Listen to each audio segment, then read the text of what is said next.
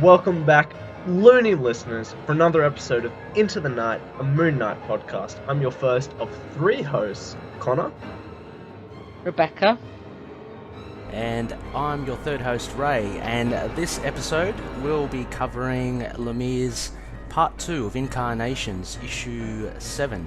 Also, we'll be tackling a character spotlight of Stained Glass Scarlet, as well as looking at her introduction in Volume 1 of Issue 14 of Moon Knight. So, grab your issues, sit back, relax, and get your conchu on.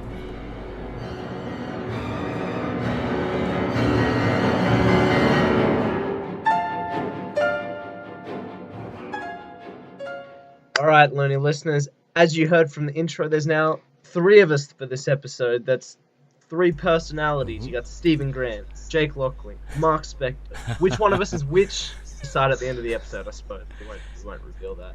Yeah. Hang on, we got a fourth one as well. We got little we Larky. do. We got little Larky's here. My cat's here. He's the Moon Knight. She's the Moon Knight. He's Moon Knight. She's the Moon Knight. Yeah. My own cats and Ray's cats are fighting over which one of them becomes Mr. Knight. So, Fair enough. That makes sense. Yeah. otherwise they're just beating people up in abandoned warehouses. But yes. Yeah. Hello, Rebecca. Welcome to the show. Hello. It's our Thank final you. Thank you. tease third guest. Yeah. Yeah. Host. Good to be Alright. here. Yeah, so exciting to have you here, Rebecca. We've been like just chatting, the three of us, for I don't know, so long now online. It's finally good to actually chat kind of out loud. I know, from across the world. Yeah. Yeah, Rebecca is over in the UK, in the Milton Keys, which can be abbreviated to MK, and that's cool. She was destined. It's for the very show. funny. It took me ages to realise, because everyone here calls it MK, and certainly everyone who lives here. And I've only been here for 3 years, so it's taken me a while to get used to. And I don't know, it took me ages. I was just talking to, I think, Connor and Ray probably, and I just went, like, where I live is called MK, and I'm talking about MK all the time, so it's kind of nice. Are there many Moon Knight fans over there, or? Only my sister that I know of. No, it's not true. Claire, who does the Defenders podcast, is a bit of a Moon Knight fan. Yeah. And yeah. Is she in the Milton Keys as well? No, she's London. Oh. Ah. Fancy. Nobody lives in Milton Keynes. Rebecca is the only one. Perish the thought. Well, So, Rebecca, A how bit did, of a joke. Go on. getting used to this three Skype business. Rebecca, how did you That's sort of it. get into Moon Knight? What was your big introduction? My sister's a massive fan, my older sister. So in the same way as you always kind of half don't want to like anything your siblings like, Oh yeah. but half are influenced by your older siblings, eventually I read some Moon Knight. And I liked it and went, oh, what's this stuff that my sister's going on about? And I thought it was great. I mean, so I don't know exactly when it was, because it would probably have been 80s sometime that I would have read them, because I'm old. So it probably would have been in the 80s. But yeah, in that kind of sense of I was enjoying it, but I'd never wanted it to become my thing, because it was kind of her thing. And then... and this is going to sound really sort of lame, but when Shadowland came around, was around when I was sort of getting back into comics, and I really loved the Moon Knight tie-in, and it made me kind of go back and look at more Moon Knight stuff when I sort of really got to grips with some of the family stuff. And so I mean, like, while it's no one's favourite run, it was one of the ones that at the time kind of triggered me to go like, he is more interesting than I remember. I'll go back and read some more. And just kind of been on it as a kind of secondary love ever since. And the Lemire run, I guess, kind of just cemented it, or kind of brought it back to the fore. But you collected also the Ellis runs as well, Yeah, I'm sure, and the yeah. It was Warren Ellis that was like, okay, buying this. Warren Ellis, a character I like. Yes, in the same way as I won't sort of all in on the Karnak one, because I already like the character. Warren Ellis is going to write it, not a problem. And then having Jeff Lemire and Greg Smallwood was just sealed the deal. Yeah. Oh yeah, Smallwood as goat, yeah. Smallwood is really Is goat. Yeah, it was definitely one of the points in last year where I just went, an artist really will sell me on a comic. Mm-hmm. Like, where I might have argued against that before and just sort of said, no, I like them together, or it has to be a good writer. Now I'm like, yeah, there are artists out there that I would buy any comic they did. But watching him develop on Moon Knight was definitely sort of helped me come to that realization. Yeah. I think one of our loonies, his name's Daniel. He has a podcast as well, Geek Street Podcast. He's a big fan of Greg Smallwood as well. I think he's interviewed him as well. Yeah, I seem to remember him saying. Well, I think he even knows. I'm not sure if he's met him a few times. Didn't he say he goes to his comic shop? Yeah, that's his local comic shop area. So what a great kind of resource to have Greg Smallwood just pop in and. I know, right? Yeah. But anyway, we have I guess we have some news, yeah? Well, yeah, to actually. Celebrate your first episode on the pod, we have so little news until once again a Friday morning. Friday mornings are good for Moon Knight. Yeah. So yeah, sort of our first thing to sort of get the to get the small stuff out of the way.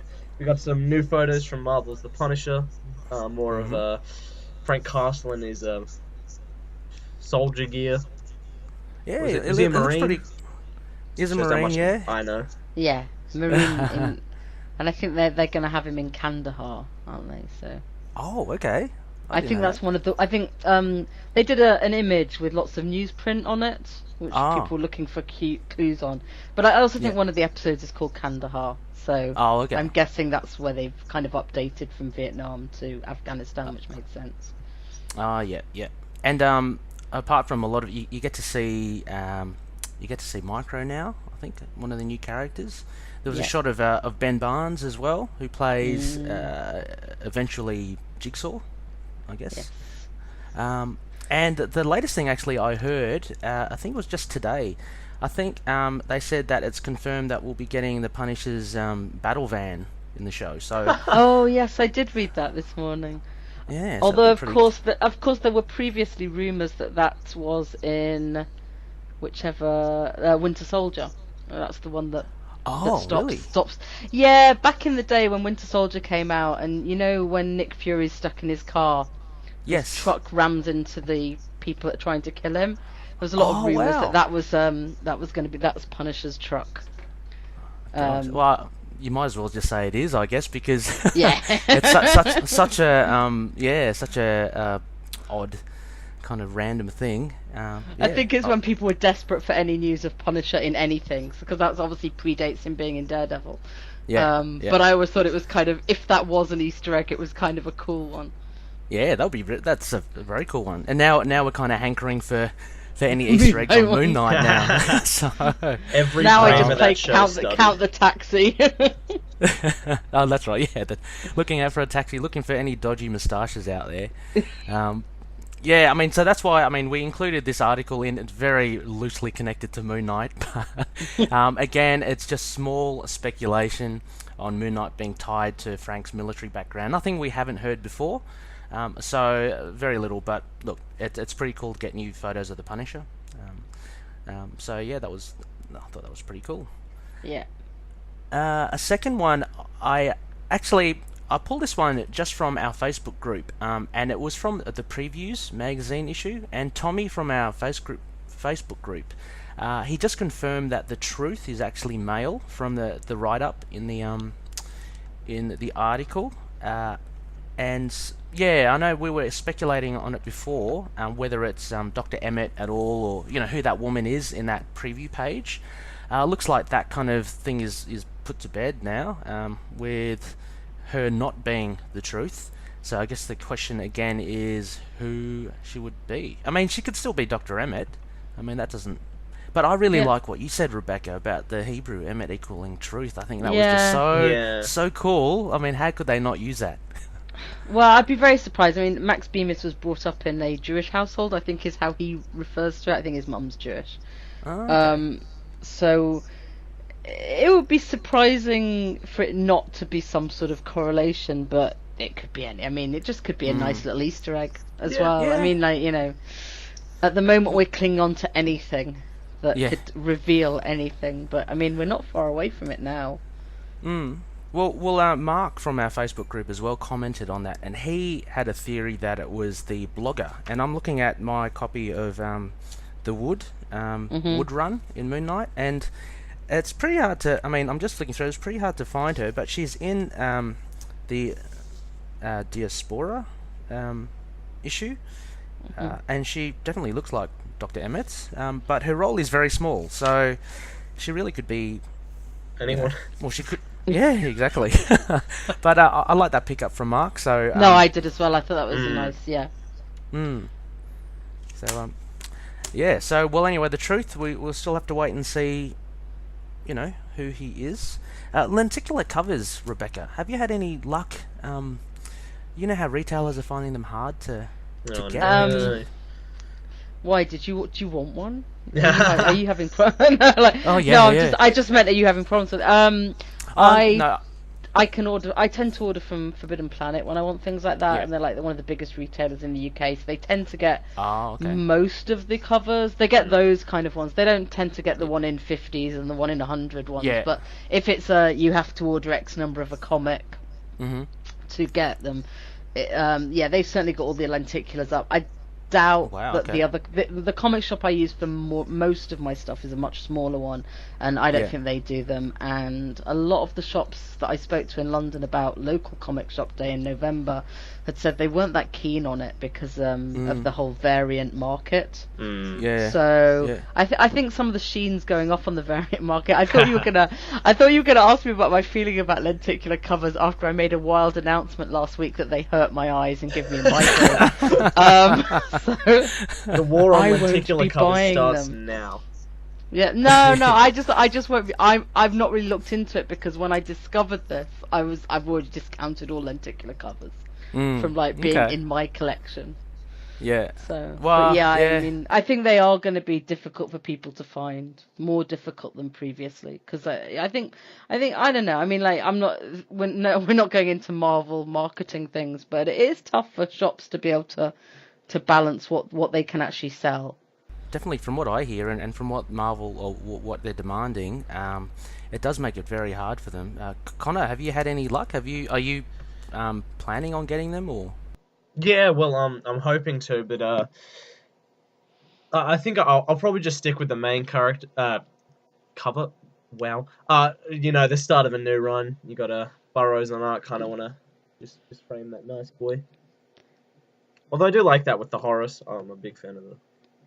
I mean, it's a bit of fun. I like the cover, yeah. And I touched base with Jim from King's Comics, which is the local Sydney comic shop, and he said, it will be a bit hard, but having known us, and the podcast with Moon Knight, he's gonna try to set it aside if he can, if they do get it in, so that'll be good. But look, if it comes, it comes. Then if it doesn't, then I'm not too fussed. Although I do like the other variant covers as well. I'm not much of a variant collector, but I think with Moon Knight, hey, why not, eh?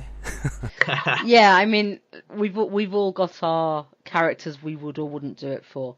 And as I was going through my comic collection just recently, the number of doubles I have are ridiculous. So yeah, you kind of look back on it going, oh, was it really that necessary? Like when it was all in front of you. But you kind of get that spur of the moment when things are released and it's kind of all exciting. But you do, and you're just like, it's only a few quid, and then you're like, I don't need two of these. Like, what? And it certainly makes it easier as well, like, with the likes of say Moon Knight and like Iron Fist, when their universes are pretty much insular. Like, I know you're a big Iron Man fan and Captain America, but they're a nightmare. Yeah, I imagine with those, you'd have to then you feel obliged to get this thing and that thing as well, because I don't even play that game with those characters. They're far too big. Like it's like I'll get selected Captain America runs if as and when I want to. And I was saying to Connor, previously I've bought most Iron Man stuff in trade, but this is Legacy is the first time I'll actually be ordering a monthly Iron Man title. Ah, nice. So, because even with the excellent ones we've had recently, I haven't bought them in floppies. I've bought them in trade. Yeah, you're saying that the Invincible Iron Man is really, really good, right? Well, Invincible, definitely up to Bendis? Riri, yeah. Uh-huh. Which, and I like Riri, so I have no problem. I'd say the whole of Invincible, but some people who don't want to read about Riri, the run that goes up till then is good. But Infamous is amazing. Oh, Infamous. Okay, yeah. Right. Oh, that's that's one with Doctor Doom as Iron Man. Read a whole one issue, but it was very good. Yeah, and the and the run before that led into that was International, which was also very good. So I wouldn't mind getting those in single issues if and when I can, but I've got them as trades. So that's beautiful. The hunt continues for the singles. Yeah. It's always fun because you can pick them off like one bit at a time. Yeah, but that's why I end up getting doubles because I don't make lists. I just walk into shops and go, do I like that cover? I'll buy it, and then come back and go, oh, I like that cover last time I saw it as well. What a surprise. Yeah. Oh, cover art is great. I mean, like, you know, a lot of people, I think the guy who runs Moon Knight Life, he basically started collecting Moon Knight because of the covers. So they do have some beautiful covers, Moon Knight. He gets some nice atmospheric ones. Yeah, he's very lucky. Yeah. Lucky character. Thank you to Moon Knight Life as well for giving us a big old shout out on the Instagram and getting us some new listeners. And Craig Rune, I think that's how you say his name. Great artist. He drew a nice, that was amazing. Amazing Moon Knight picture and gave us a shout out as well. So big love to you two. Yeah. Yeah, it's a lot of sharing the love because geez, those guys, Moon Knight Life, and they've been around for a while, and they've been burning the torch, for Moon Knight for a long time now. So, as Connor said on Instagram, we're kind of just new around the scene, but it's really full credit to them for all their kind of dedication. The third bit of news that we have, I guess, that came from you, Rebecca, right? You said it came from a leaked kind of source? Yes, basically Previews World, by accident, last Wednesday, put up the full December solicit catalogue. And when they realised, quickly whipped it offline as various sort of news sites were like, look at this new comic Marvel's doing, and look at this one. So, and someone on Reddit copied them, the DC and the Marvel ones. Anyway, I've not really gone to look at the other ones.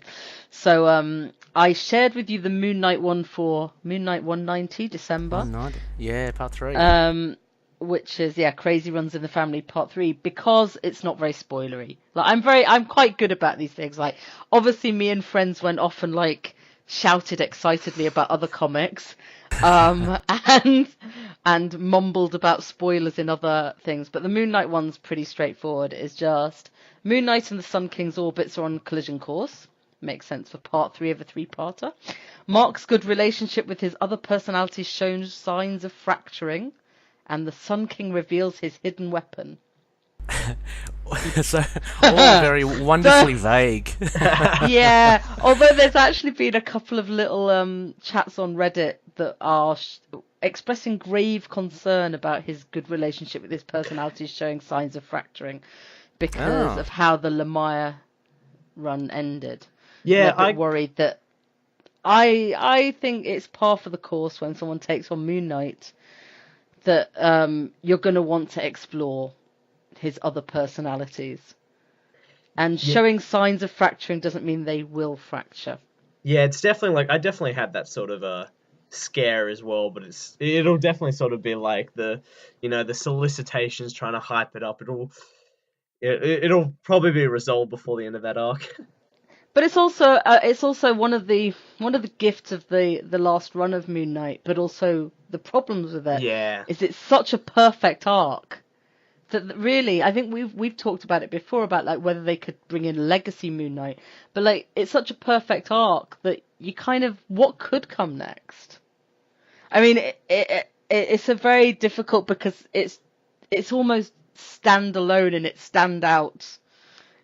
It's hard because it doesn't take him on the superhero thing at all. It is literally all about the sort of internal stuff, and I think it would be. I mean, I can't imagine as a writer taking him on without not wanting to explore that side. So, yeah, and it's solicit language, and we have no idea.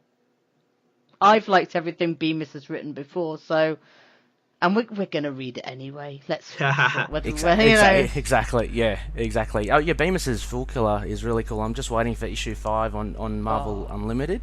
But I've loved the first 4. I'm glad you've read 4 now, because that's a good one. Yeah, that is a good, that is a good one. But just going back to that point about the signs of fracturing, look, I think that's just purely, I think as you touched upon, like a marketing tool. It's like, okay, everyone knows the last run was great, you know, let's chuck this in, and you know, it's kind of like a selling point, isn't it? So, yeah, it's all pretty vague anyway. I mean, what the hell? It's also something you can probably always say every issue about Moon Knight without spoiling anything. Yeah. I think so.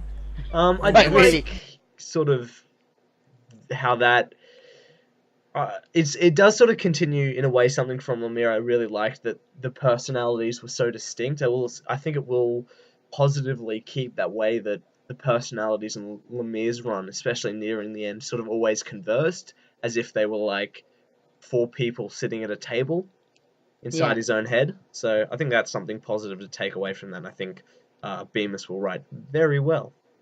Yeah, I've got nothing to add on that. I guess the other thing is there's only 1 issue in December, so it does imply that the double ship is only for November. That's again Connor. Very good. Connor the Wizard. He's kind of you're a Nostradamus with that. Didn't you pick it was going to be a bi-monthly and then just going to go into a monthly? So yeah, I mean, but only because Rebecca talked about it.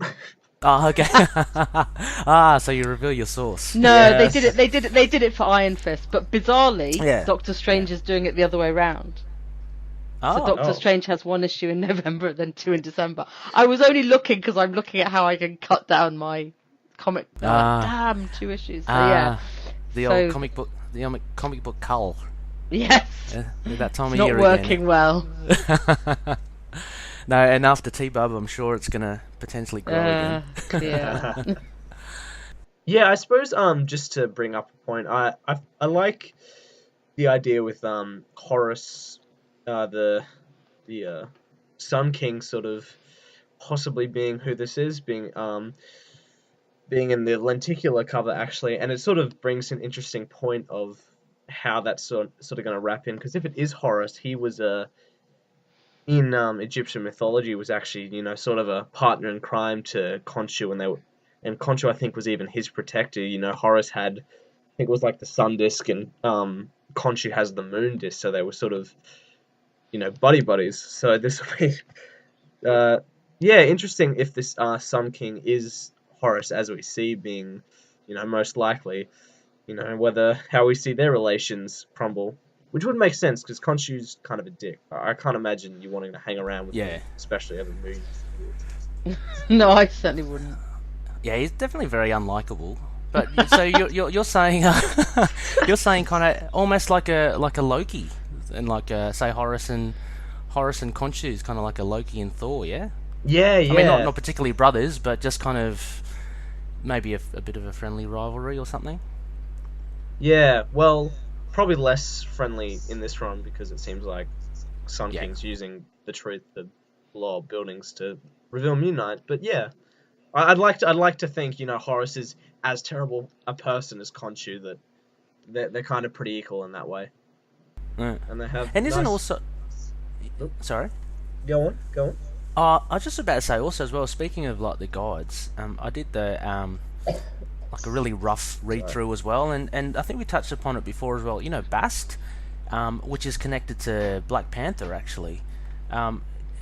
Isn't the Panther god also called Bast as well? Does anyone know? I think. Oh god, I'm not very good on my Black Panther. Yeah, there's definitely a connection, and I think Bast definitely appears. When I say definitely, I have no idea. I think Bast appears in that kind of dream world that Black Panther goes off to fight the Panther god in. Yeah. So I think definitely a connection, I think.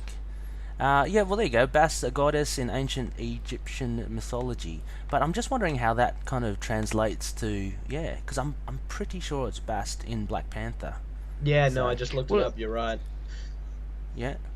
Cat goddess, Lady of the East. Yes, cat god. Cat god. Yeah. A good god then. Wow. Well, as good as cats are. Yeah.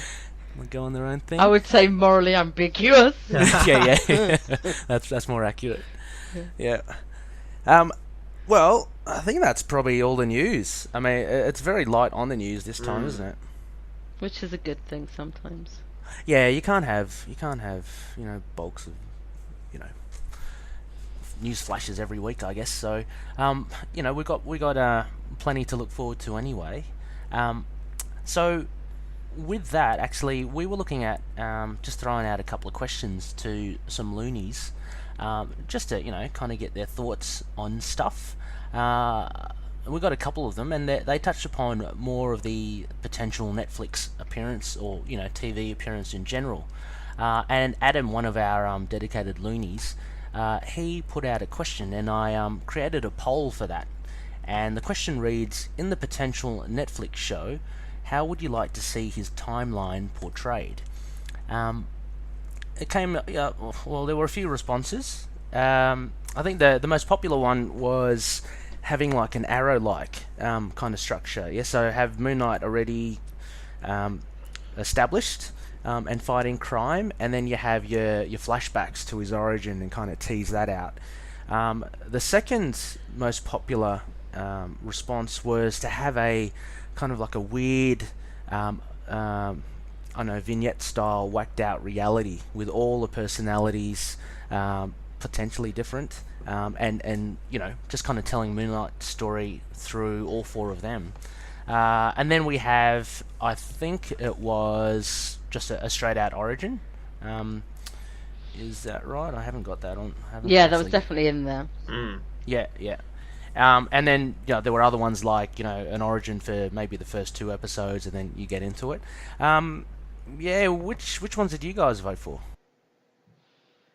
I jumped on the sort of the arrow style of having him set up and then flashing back, because I think, ask me, despite the fact I would have been 12 5 years ago, whether I wanted an origin story. I think you would have said yes back then, but there's just been so much, especially from Marvel, that have been origin stories. I think audiences are sort of sick to death of origins now. We kind of do just want, our heroes beating up people just straight away. And I think it works well because he almost does sort of have four now, basically, origins with Lemire, sort of how Lemire set up his childhood, him as a mercenary becoming Moon Knight, and then you have the setup for becoming Jake Lockley and Stephen Graham once he returns to civilization. So it'd be something different to juggle up that I think could be done very nicely over intercut episodes of a Netflix show. Yeah, I think with his multiple personalities, maybe potentially the origin would be something different anyway. I mean, because I think we were all a little, I don't know about you guys, we were all a little disappointed when Kevin Feige said, no more origin stories, and then the next movie to come out was Doctor Strange, and what was it? It was your formulaic origin. I don't know, I just felt, here we go again, and had that kind of origin fatigue. But I think with Moon Knight, with the 4 personalities, it would be it could potentially be done really, really different, and quite well. I picked the, what did I pick? I think I picked the the weird timeline reality one. And basically, that kind of leads into the second question that we'll get to later with Evan. But I think you could have a lot of fun with just 4 like purely separate personalities, and them potentially meeting up, mid-season, or just kind of like a Quentin Tarantino. You kind of get some continuity in the background with them. Oh yeah, I think that'd be pretty cool. So yeah, that's the one I picked as well. But then I kind of thought, my first thoughts was they could do it a bit like Lost with the flashbacks, flash forwards, flash sideways. But honestly, I think it would be kind of confusing, and I think it would need somebody with as good a touch as Noah Hawley had with Legion to really pull it off, and would get inevitable comparisons to Legion. So when I was thinking about it the other day, because I think about these things randomly. Yeah. Why not? I think I would quite like it to start on Steven. Okay. And do the kind of like actor kind of thing. So you've already got that kind of weird show within a show thing, and then start bringing in the other personalities as in weird ways. So still a weird timeline, but kind of flashbacks. Well, it would definitely be flashbacks to Mark.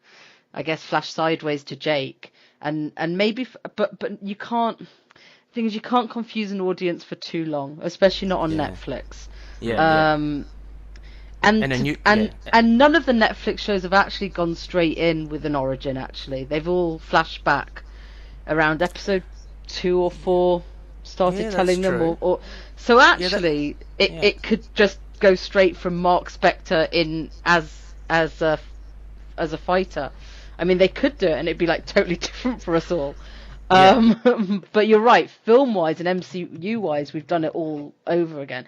I think I just want them to be able to like have an interesting way of doing it that doesn't confuse people too much, doesn't draw too many comparisons to Batman, and or to Legion, because that's the big worry about why Moon Knight would have an issue being made right now. It's because in the post Legion TV world, they've done it. It did it so well. It's like they've got to try and go up against that. But I mean, there are obviously differences. Legion's situation is far different to Mark's. But the TV show has to make that very clear. Yeah, I'm thinking also as well. If you look at the Punisher as well, how he kind of got like a backdoor intro via another series. So we're all thinking as well, this Punisher show coming up, there might be some Easter egg or some brief cameo by Mark Spector. I mean, that could be enough to set it off, and then as you say, you go into the we wish we go into the new Moon Knight series, and it kind of builds from what he's done in the Punisher show. So like if, as you say, you look at Netflix, and they do kind of gloss over the origin and they go back to it. So maybe that's probably how they will tackle it. Yes, I look forward to it. I still have high hopes it'll happen. Yeah. Yeah, true. Everyone seems to be screaming for it, so it's got to happen, right? There's enough voices, so. I think everyone. I think the consensus seems to be, unless Marvel decides they want him for a film. And that. Not sure how I'd feel about that. The film, yeah. Yeah, it's tough, isn't it? Because like we're so used to the whole Netflix world, and it being a bit darker, so it fits kind of well with Moon Knight and Street Level and New York. Everything seems like prime for him. But I mean, I'd take a film. Oh, definitely. I think you'd end up just feeling a little disappointed, but just to have him on screen would be just a. And the costume would probably be better. Oh yeah. You might get the costume. Yeah, well, because I'm thinking otherwise you might get another, was it Diamondback? Kind of scenario where you look at it. At least it was fairly comics faithful. It was just a hideous costume. It was faithful, but it was just like I don't know. It didn't suit the context, and I think the problem is we don't really need them to be faithful to 70s costumes. Yeah, well, I think that's a clue right there. So, and the second question from the Facebook was from Facebook group was from Evan Goldstein, and this is kind of like a follow-up to it. And he said, look, if they make a Moon Knight movie or TV show, how would you feel if they had different actors play each of his personalities, all similar in appearance but very different acting styles? That would be a real spin out, and I think Rebecca, as you said, it might confuse a lot of people. Yeah, I love the idea conceptually. I just don't think they would get actors that looked enough alike. And I think they would be more likely to pick ones that didn't look as much alike, so they could have different ethnicities, possibly even a different gender in there, to sort of update things. But as I was saying to you guys off the air, I think it would possibly be as controversial as the Bendis run on Moon Knight. It would definitely generate a lot of discussion, I reckon. Yeah. Admittedly, mostly from Moon Knight fans, which is possibly not the audience they're desperately going for. Yeah. True. Yeah. And we've discussed before as well. Look, I love how I always forget her name. From Orphan Black, the lead actor. Oh, Tatiana Maslany. Maslany, yeah, she's absolutely fantastic. And what I find really, really good, and can be done with Moon Knight, is you have the same actor, but when they act so differently, it's actually quite disturbing. I mean, because they're totally different people, and if the actor does it well, it's quite effective, I think. Yeah, you absolutely forget she's playing. It's different. You forget it's the same actress. Yeah. When you see them all on screen together, and it's got to be tempting to try and do something like that. Yeah, and it'll be a juicy part for the actor. I think you would have actors knocking at the door to want to play it. Yeah. More lines to learn. And I think instead of sort of having that, I'd love it more to be what we're seeing in the Lemire run right now. That we have 3 different artists doing Lockley, Grant, Spectre, Moon Knight. I'd love to have almost possibly even like 4 directors on an episode, or a director very distinctly switching up directing and coloring and mise-en-scène styles between every personality. I think that's kind of the way I want to showcase our jumbled main character. Oh, that would be really good, actually. They could take a hint from Bloodshot and have an animated one. Oh, yes. Moon Squad. Moon Well, yes. Now, that's a good idea, Connor. I reckon that would be really, really good. I mean, just taking a leaf out of the, Francavilla and Wilfredo Torres and Stocco. I think that'd be great if you have really distinct directors. And that you have that as your basis for style, because didn't everyone in the Iron Fist Netflix show, like one of the standout one was the RZA episode, wasn't it? And that was distinctly different. I think more like action wise from the rest of the episode. So I think that can definitely play on that. Sure. Actually, if I could add another little question following on from our Netflix talk. This was quite a bit ago, and I've been waiting to talk about sort of questions from this on September 5th on one of our posts on Instagram. A user by the name Dr. Dre Says, who's as you can if you see his profile, quite a comic book fan. He says he asked the question of if they did a Netflix show, if you would prefer it to base it on Moon Knight Volume 7, the Ellis Wood Bunn run, kind of like how each issue was a setup, one story, move on to the next. Would you guys prefer that, or sort of have that cut into your Moon Knight Netflix show? I think that's a great idea. I think if you're saying like just one shots each episode. Yeah, that'd be pretty cool. Something different, and well, I don't know how Netflix would feel about that, because they'd kind of want everyone to watch it all, right? And with that, there's a potential of that's great and that's it. Unless it was really good, and I don't know. That's what I think. But I think that could work really well, because then everything's fresh. Like the new episode, it's all fresh, right? But the problem is that you'd have to still introduce Moon Knight to the audience, like to the non-fans. So that would be pretty hard to do with the one-shots. Yeah, I think my preferred would be a mix of both. We have the one-shot episodes, and then maybe a 3-episode or 4-episode arc every sort of spliced in. Yeah, I think that would work for me. I think Connor as well. I've got to mention that issue 5. If they do an episode of that will be bloody good. Oh gosh, it's really good. I reread it the other day. It's just it's really cool. Anyway. Just fanboying that. So shall we head to our reviews? I think that's an amazing idea. Okay.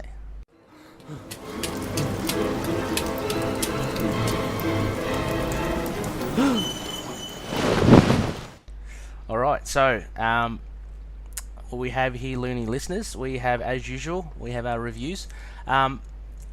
Pairing back from what we did last week, which was a panel by panel analysis of the first issue, we're going back to our usual structure. So we'll start off with the bare bones, which is basically like a synopsis of the comic book.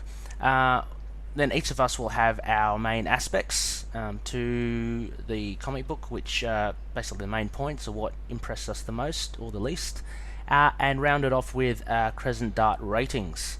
So, Connor, if you don't mind, do you want me to read out the details? So we have Moon Knight Volume 8, Issue 7, Incarnations, Part 2 of 4. And this was released on the 12th of October 2016. And the super team of Jeff Lemire writing, Francesco Francavilla and James Stokoe on pencils, and also Francesco Francavilla and James Stokoe on colours. We have Corey Petit on letters, and no sign of Greg Smallwood bar the cover. So, or Wilfredo Torres, absent from this issue. He's not. Yep. Yeah. So it's pretty much just a dynamic duo of artists taking carriage of this story. And Rebecca, we have the bare bones. Yes, I'll give you that. Mark, Spectre and Frenchie find themselves in the midst of an all-out intergalactic war with the Space Wolves. Earth has completely fallen, and so the remaining humans who fled to the moon make one last stand against the wolf onslaught. During the battle, Mark and Frenchie spot General Lupinar, the leader of the Space Wolves, and decide to engage. In the ensuing battle, the Space Wolves command ship appears, and as Mark focuses attention on General Lupinar, he's struck by a jarring, otherworldly sensation. For a brief second, he assumes the role of Jake Lockley, and confused, both Mark and his Jake persona are confronted with a collision of sorts. The Moon Knight 1 jet crashes onto the surface of the moon, and as Mark gingerly staggers out, they're not without casualty. Frenchie is dead. But what's more perplexing is that the moon jet is now a taxicab. Instantaneously, Mark becomes Jake again, and as he still struggles to gain composure after the crash, he spots Gina's diner and makes his way there. Again, Jake becomes Mark, and this time he's on the moon, heading towards the moon base. Suddenly, General Lupinar appears in his fighter jet, and before Mark can stop him, Lupinar crashes into the moon base with the Wolf Command ship close behind. Mark finally gets to the base, spots Lupinar, and the two engage in a savage fight. Mark's heart sinks as the command ship also arrives, offloading an army of space wolves, which easily overcome the defenseless human inhabitants. Mark can only watch as each human is either killed or turned, and Lupinar takes advantage of Mark's distraction, bites him, and intent on turning him into one of the things he hates. As if from a nightmare, Jake promptly awakes and finds himself next to Gina's diner with his taxicab intact. Convincing himself his hallucinations of space wolves and moon bases are a result of him crashing the cab, Jake wanders inside Gina's diner to gain some respite. Shockingly, Jake is confronted with what looks to be a massacre. Numerous patrons and Gina herself lie dead in a bloodied mess. A shocked Jake can only stare as the police arrive, pointing guns and screaming for Mark to surrender. Boom. Yeah, boom. A massive issue, and quite fun. With the chopping and changing of Jake and Mark Spector. Yes, quite rapid chopping at times. So, like, initial thoughts. What did you think of the issue as a whole? Just crazy intense. I guess I'll go. Yeah, I mean, I've sort of loved the Stokoe big space battles, and the, who doesn't love the seedy underbelly with Jake Lockley, and just sort of this, real left-turn decision to make it just these two artists as their worlds come head-on was just, crazy. It was a crazy ride. It was just snap, snap, snap. Everything changes, Everything in a story that never consistent. Everything we know changes by, the start of this issue, midway through the issue, and the end of this issue. And it was, it's incredibly memorable. Might even be my favorite so far. Just putting it out there to start with. Yeah. How about you, Rebecca? I seem to remember this was the part in the run where we would all read the issue, go online and say, I read it, I've no idea what's going on, I'm roughing it. Yeah. And it was kind of nice to go back to it, knowing what was going on a little bit more. I honestly, I agree. It's so beautiful to see how the interchanges and the intercuts were done, and they've really taken the two polar opposites of like the most techie, space wolfy, ghost, like sci-fi, down to the as street level as you can get with Lockley. And yeah, you really have this sense of disorientation, which is obviously trying to sort of mirror what's going on in his head. You've still no idea what's real, and like, but we had this for so much of the run, and it's so enjoyable because to be able to pull that off and keep people buying the comics is pretty masterful, both in storytelling and art. And yeah, it's a hell of a ride. And going back to it, like, because I have to say, first time round, I'm not as big into sort of space opera, sci-fi stuff, but it's just so luscious and beautiful. And the whole idea of like space werewolves. I know, very random. I mean, obviously Moon Knight's, the moon and werewolves, he's got that connection, but yeah, definitely. I think the absence of Stephen Grant as well, and what you were saying, Rebecca, about not knowing if any of it's real. I think previously there was almost an implication that Stephen Grant was the real world, and so to have him not here, you're kind of just left to your own devices, just kind of in the middle of this massive space war, and then thrown into with Jake Lockley on the streets. So yeah, it was. I found it very like visceral, like the it action just definitely mirrors one of my favorite books, which is like Slaughterhouse-5. That whole not really feeling anchored to the story, like you're not really sure what's happening, but you like that because that's what the protagonist is feeling. So. And that's a good point. I think it's very rare to actually go, I have no idea what the hell is going on, but I love it. You know what I mean? If it's confusing, and most of the time people would like lose interest, go, okay, well that just made no sense at all. But the fact that we're still all on board is testament, I think, to Lemire and the characters. Yeah, I think it's masterful stuff. I honestly do. I think that's why this run will be talked about for a long time. Because I mean, like, I don't know. I mean, there's so many other comics you see come out on a weekly basis that people will say, I didn't really get what was going on, and they just drop them.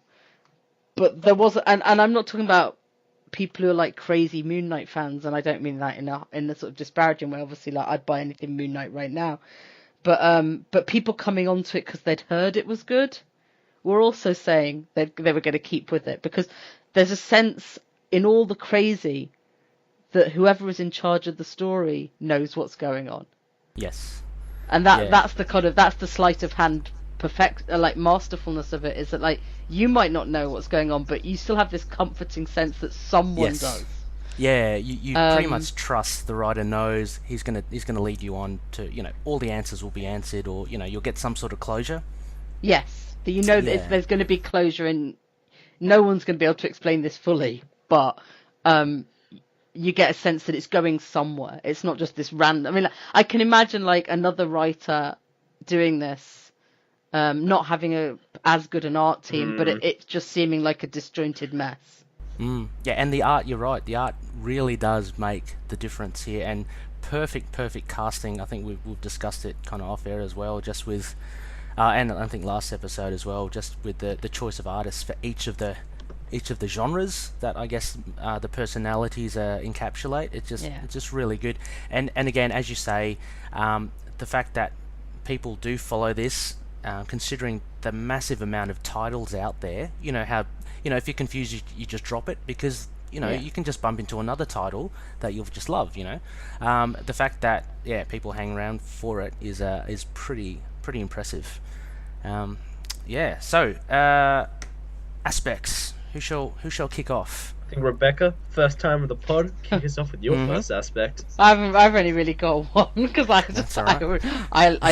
peeked at yours and figured you'd have both got covered everything else. Mine really was the artist, actually, because the other thing is, like, I mean, and again, no disrespect for Moon Knight, he is not one of the premier titles at Marvel, and like, yes, they've got a great writer in Lemire, and yes, Smallwood is amazing, and yes, well, you know what I mean. But like the fact that they were able to pick such perfect artists, not just for this issue, but for this whole arc, that capture each segment perfectly, but also work together perfectly. Like, you know, they're not. It's not a switch to sort of comedy animation, or they fit together. Like, you could actually see how they could come from the same thing, but they're very distinct. And it feels luxurious. Like, reading it feels luxurious that we've been able to be exposed to this, because traditionally when you get multiple artists in comics these days, that you're getting fill-in ones. So where but they just arbitrarily just switched whoever's around, and sometimes they're great. I mean, like, you know, Greg Small has been doing fill-in art until he announces whatever his next project is with Marvel. But I mean, you know, he's done fill-in art, so they're not bad. Fill-in artists are not bad artists. It's just they tend to be sort of grabbed from this pool of, so you could get anyone. And it says something about the sort of respect for this run, is that they got all these artists to come in and do these bits, and you know, and they make it stand out. I have this little fantasy. I'm not too sure, but I kind of think that Moon Knight, with writers and artists, it's such a small little title in the whole canon of Marvel, but it seems to attract a lot of really good artists and writers. Do you reckon a lot of the creative artists kind of vie to go on Moon Knight? I don't know, but I definitely think it's a thing you wouldn't turn down. And I definitely think, especially with this arc, like, if you're told, go wild, you're getting the space stuff. Go wild, we want it to pop in you. I mean, and they've usually, a lot of time, fill-in artists have to stick with styles that have already been established. Like, we've just had another very good fill-in artist on Black Bolt, where Fraser Irving came in to do a bit of Black Bolt because Christian Ward's wife has just had a baby. And was clearly, I mean, obviously this issue came out well before the baby, but she was clearly in the last couple of months of her pregnancy. So, and that's why they got Fraser Irving in. But he's had to keep it akin to Christian Ward's style. Whereas this they're like, no, we're picking you because of your style. Do it your way. You do you. Which I'm sure is why they got these guys. Yeah, I think so. You know. It makes a massive reason to get them, and it's right in their wheelhouse. I mean, if you look at Stoko, I mean, he's just done all that sort of stuff. And Frank Avia, I'm not too well. I've seen his stuff on Black Panther before, when Black Panther took over Daredevil's role. I've seen him on that as well. But it just seems that he's got that kind of noir kind of sensibility to him, you know, and that works so well. It works so well, yeah. And Torres just with the clean art. I've got a little comment then about the artists here. Don't want to cause ripples, but but you know, I love both of the art as well. But did you, any of you, find maybe a slight difference in quality to Frank Avia's art in this issue compared to the rest? I found it a bit. I don't know if he ran out of time, but it seemed a lot more stylized than what he would be usually do. Did you pick that up? I thought that was on purpose. Yeah, me too. Admittedly, like, it seemed another one of my points later with the way especially color is used by these two artists to represent, you know, the changes between the two as they really begin to meld and blend in the middle. It definitely seemed like, you know, with the way the narrative was structured, Frank Avia possibly wanted to emulate Stokoe's a bit more to sort of make that transition as, you know, these two worlds sort of collapsing on each other. Well, yeah, I mean, I thought maybe then it was just the fact that we did have Stokoe's art in parallel to Frank Avia's, that actually Stokoe being so ultra detailed, when you flick to Frank Avia's, it just actually seems a lot more simplified than what you're used to. But that might be just because purely perspective that you flick between him and Stokoe. That's probably exactly what it is, because like in the other issues where you have more artists, it's pretty less noticeable. Yeah, because I didn't notice it like in the last issue. I thought that was, you know, that was great. I mean, not to say that this art is bad by Frank Avia. It looks really good, but I'm looking at the that page where you have Jake Lockley just standing like the top half of the panel, and there's purple, yellow, and and to me, I remember flicking to that going, oh, that's, you know, I'm sure he could have add a bit more detail there. But yeah, anyway. Yeah. Yeah. So did that tie into kind of your one of your aspects? Or? Yeah. If I pull up my exact thing, actually, before I move on, I would actually like to make one more point about that past point, which interests me of whether Lemire actually chose Francavilla and Stoko, or whether, he kind of put the interest out and Marvel got Stoko and Francavilla. Whether it's the editor's thing. Yeah, I think it yeah. might be. Yeah, I think it might be a big editor's decision, right, Rebecca? I think, what did somebody describe it as? Who were they? I was listening to an interview with a writer once, recently, and I think they said that as you sort of go up the ranks in Marvel, you get more of a choice about who you're going to work with. So Yeah. it may be that they gave him a little. These are the people we're suggesting. What Right. do you think? Yes. And he helped match them up or something like that. I'm sure that Lemire at the time had enough, given that this was like one of his last Marvel things, had enough pull to sort of possibly even call in favors if there was anyone he desperately wanted. But yes, I think it's usually editorial does the contact and sees if they can, and then, but maybe they gave him like 7 or 8 and said who do you think, and then saw who they could. Might be a case of dangling the carrot and maybe entice him to hang around a bit longer. Yeah, hey, look, if we get who you want, Yeah, that's a good point. Yeah, I think that was Rebecca. I think that was Greg Smallwood's interview. I think maybe thinking of maybe, yeah. Because I remember there was a video of his interview. I can't remember who interviewed him, but I remember Smallwood talking about that. But yeah. Look, one of my... Oh, sorry, Connor, your aspect. Oh yeah, I'll say that quickly since I've basically said most of my part. But I think what I really love here is the artistic, the perfect meld of styles. We saw in the last issue, and actually the issue before that as well. That jumping between all of these was so just like such a hit to the senses, because the colors were always so different, the art style, the composition. But here, especially as we hit the sort of the big twist here when the ship and the cab both crash, and they fall out. That page perfectly encapsulates the same colors as we move from one style to the other, and we see that again when he's about to walk into Gina's diner, and then we see Lupinar's ship. Just Mark looking over the dome as Lupinar's ship comes down. You sort of see that cut from the small blues to the the massive blue landscape, and I thought it was just perfect, especially with the way I talk a bit about my third aspect, the way the narrative also, Lemire is so effectively able to jump from writing so distinctly Jake Lockley and so distinctly Moon Knight 1 Mark Spector. It's so snappy, and the way that the art stands as a perfect sort of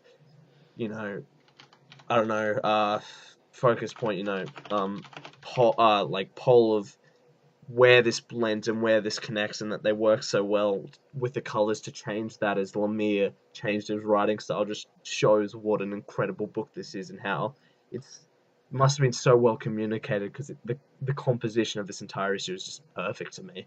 Mm-hmm. Yeah, the structures are very much there, and I wonder as well, when you say about Lemire just flicking voices so easily, I imagine him when he writes it, he must just write purely independently the three stories, and then kind of cuts them in together. I think because it is such a great change of script. Like when you go between Mark Spector and Jake Lockley, like the voices are pretty clear. I thought, Connor, you were going to mention one of the great crossovers here for me was page 10. So right smack bang in the middle, you have Francavilla doing space art with the reveal of the taxi. I think that was a really good touch, because you literally just get an overlap of the two right then and there. I think that was great, and I totally agree. Those colours and that massive, beautiful splash page, or 2 panels basically of both of them crashing. I think the colours are really a highlight over there as well. Definitely.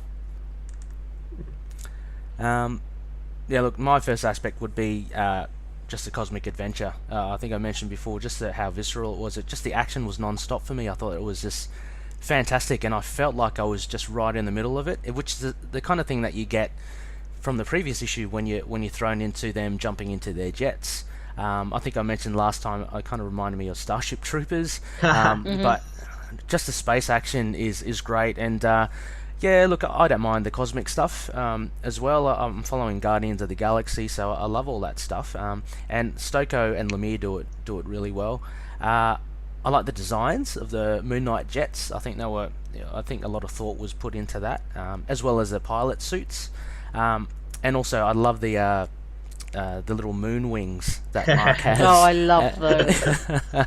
As an emergency thing that he just jumps and jets over to the bubble. So they're so ridiculous, but I love them. Yeah, it's just so like calmly done. Of just like, oh yeah, I'm just gonna flick my wings my on. little backpack just goes into little half moons.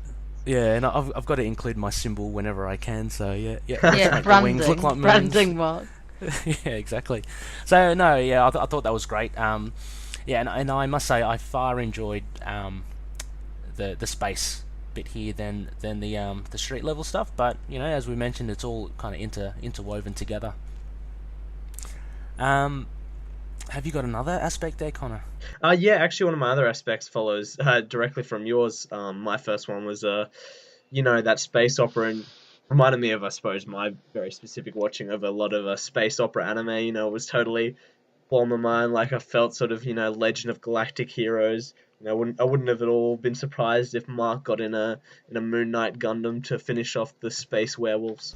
Else, the weak door. That would have been cool. But yeah, no, cool, I totally love that, and I think that's why I, attached myself to Stoker so much. It just reminds me of all the stuff I watched, growing up as well.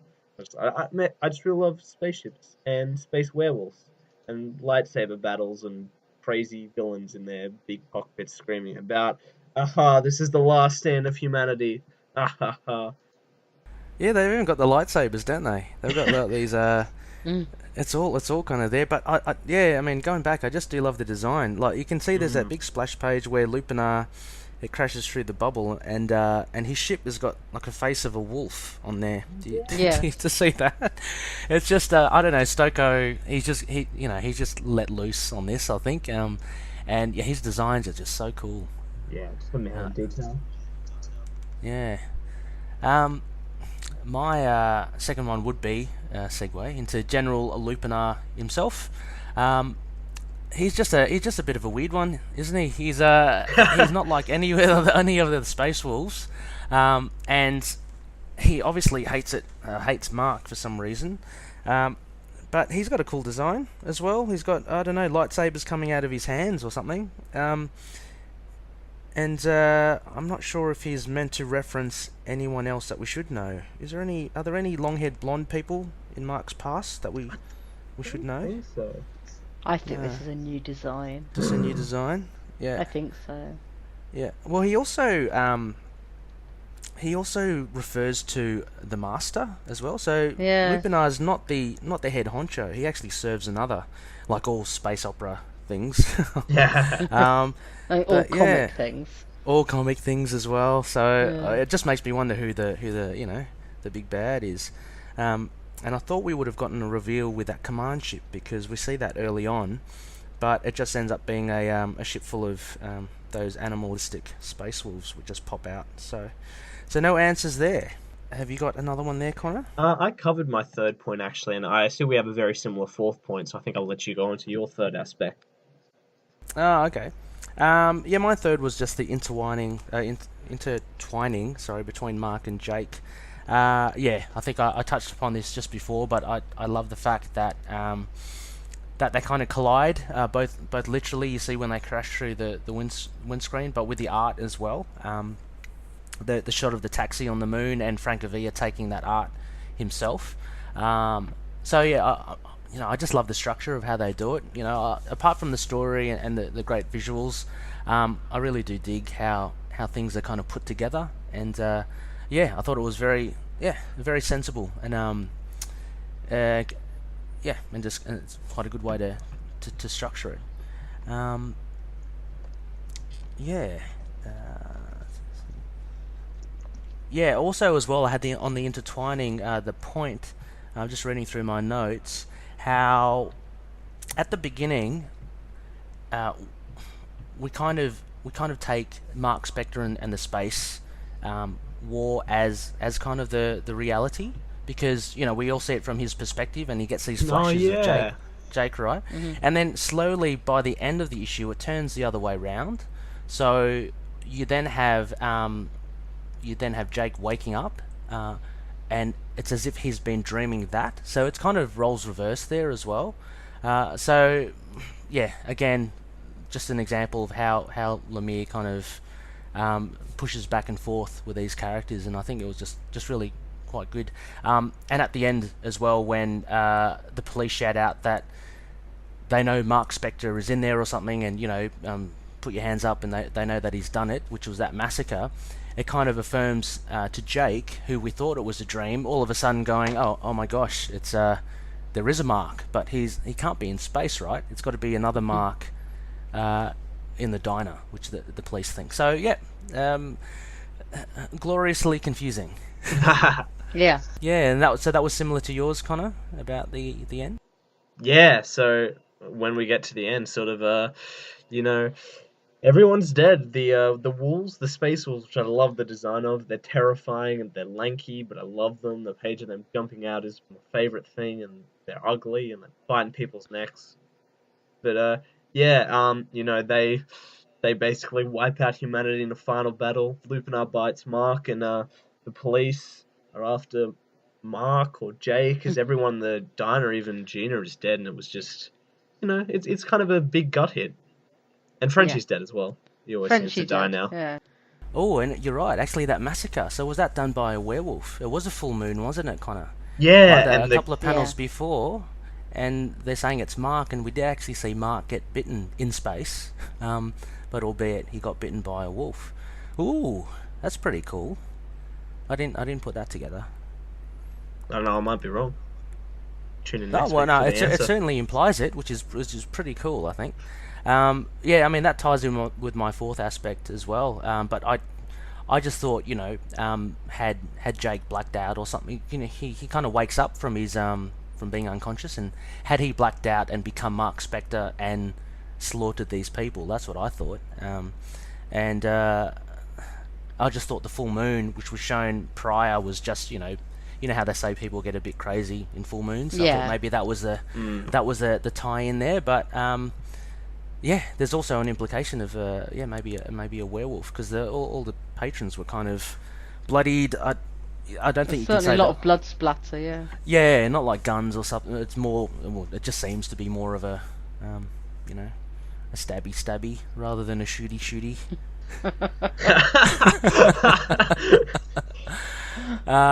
Yeah. So yep. So a good issue, eh?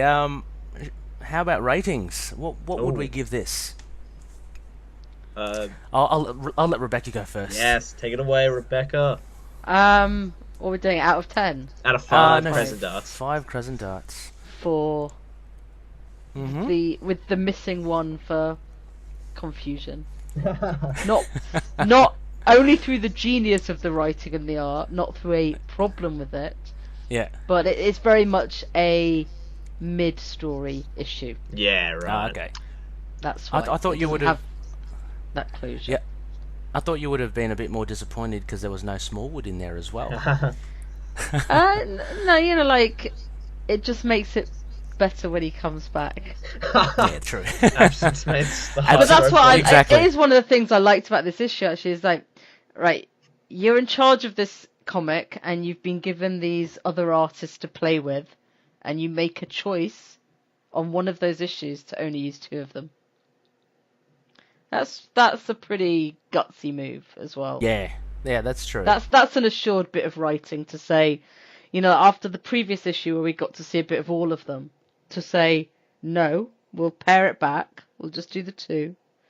So in a way, you're kind of like, you feel a little bit disappointed because you don't get anything about Stephen. Yeah. Mark. Yeah, that's what. Yeah, that's what But I then thought I think- first.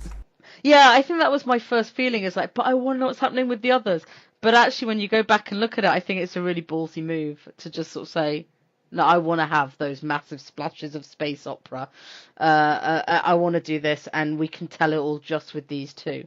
Yeah, you need a lot of room to tell that space opera, and I don't think if you try to cram in another story in there, it wouldn't seem as vast as it did, and it wouldn't be able to progress as much as it did. So, true. And as with the breaks in Saga and things like this, sometimes people like Smallwood need a few days off, so he's allowed to miss them. That's right. Recharge the old batteries. Yeah. Yeah. How about you, Connor?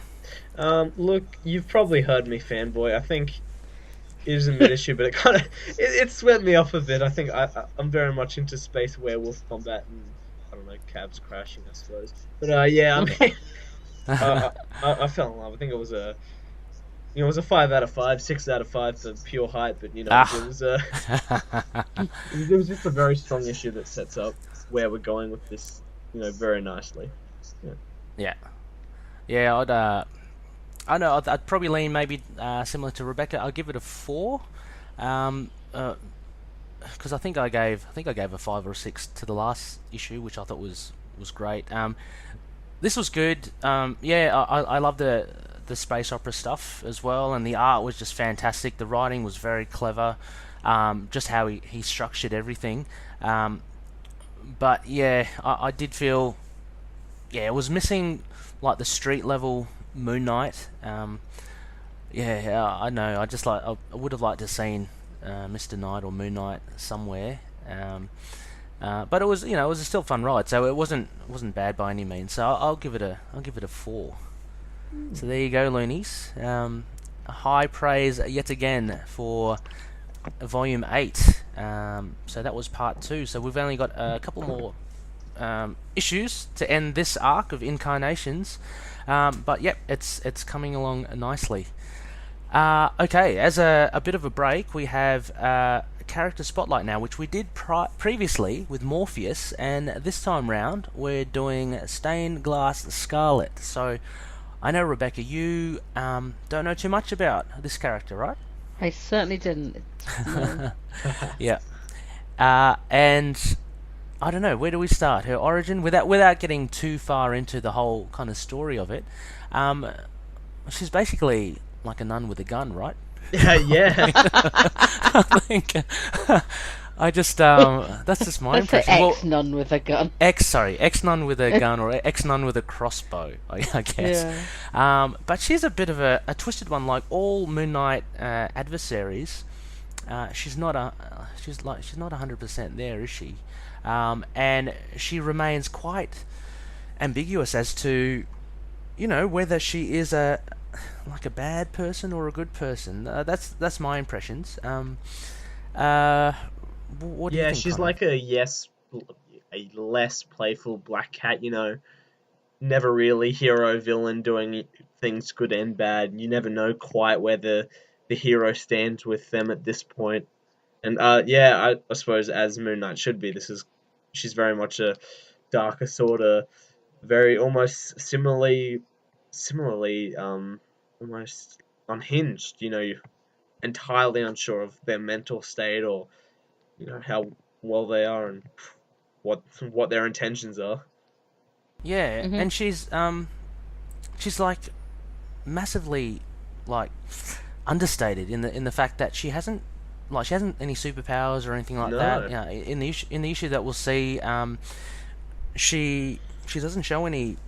She doesn't display any fighting skills. Although in Wiki it mentions she's an expert martial artist, so I don't know where she managed to get that.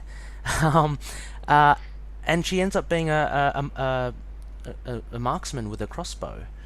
So she hasn't got much to her arsenal, I think, by way of action and all that. But she's certainly very interesting because I think her history is the biggest pull for her. Mm. And we see that in 14 about how she came to be the way she is, and also she has this strange bond with Moon Knight, which is never really explained. I remember reading up on that and just being so lost. Was that a Mark Spector Moon Knight thing? No. Actually, yeah, sorry. Yes, it was. It was in Scarlet Redemption. Again, nothing is really explained there. But they have this psychic bond somehow, and there's that kind of whole push and pull of Mark falling for her, and her falling for him. But at the same time, she wants to kill him. You know, kind of like a typhoid As Mary. you do. Yeah, as you do. Yeah, which is any healthy relationship. Yeah. But yeah, so she's very, very interesting in that regards. But as for like a traditional comic book character, there's really not much to her. Yeah. So other than that, we've got here on the notes here. If we start with abilities, it's again, she's expert in martial arts, trained in combat. Oh, when she became a prison guard in a women's prison. Okay. I didn't remember that. Yeah, it's sort of weirdly sprinkled and a bit more in Resurrection War, I think, because she's a she's a big player in that. I could be misremembering. I need to return to Resurrection War. Resurrection, yeah, it's a great one with that. Was it Tommy Lee Edwards? Great art. Yeah, proficient in bayonets, guns, and the crossbow. You know, because as we all know, nuns are trained in that. in the nunnery. To be fair, Yeah. being skilled in the crossbow seems to be not that hard in the Marvel universe. Hawkeye just that's true. lacks skill. Hawkeye, new Hawkeye. Yeah, You know, yeah. they're all over Jeez. the place. Although Hawkeye's got, where did I read it before? Apparently, there's have you come across it?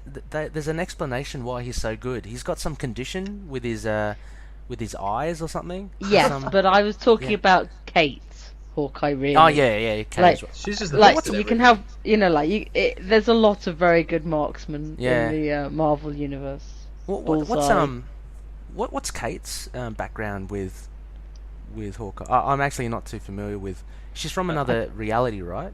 No, Is she? she was I don't no. think no. She was No? She was- actually shout out to Living Between Wednesdays for covering Young Avengers to give me the answer to this. She was she's this daughter of these rich people who's when she's basically real bored of just living that rich boring life when the Young Avengers come along back around Avengers Dissemble. And she's just, I don't know, I suppose she just got really good at being a marksman with a lot of She money has over those years. She was raped, and part of the training thing was to not be in that position again.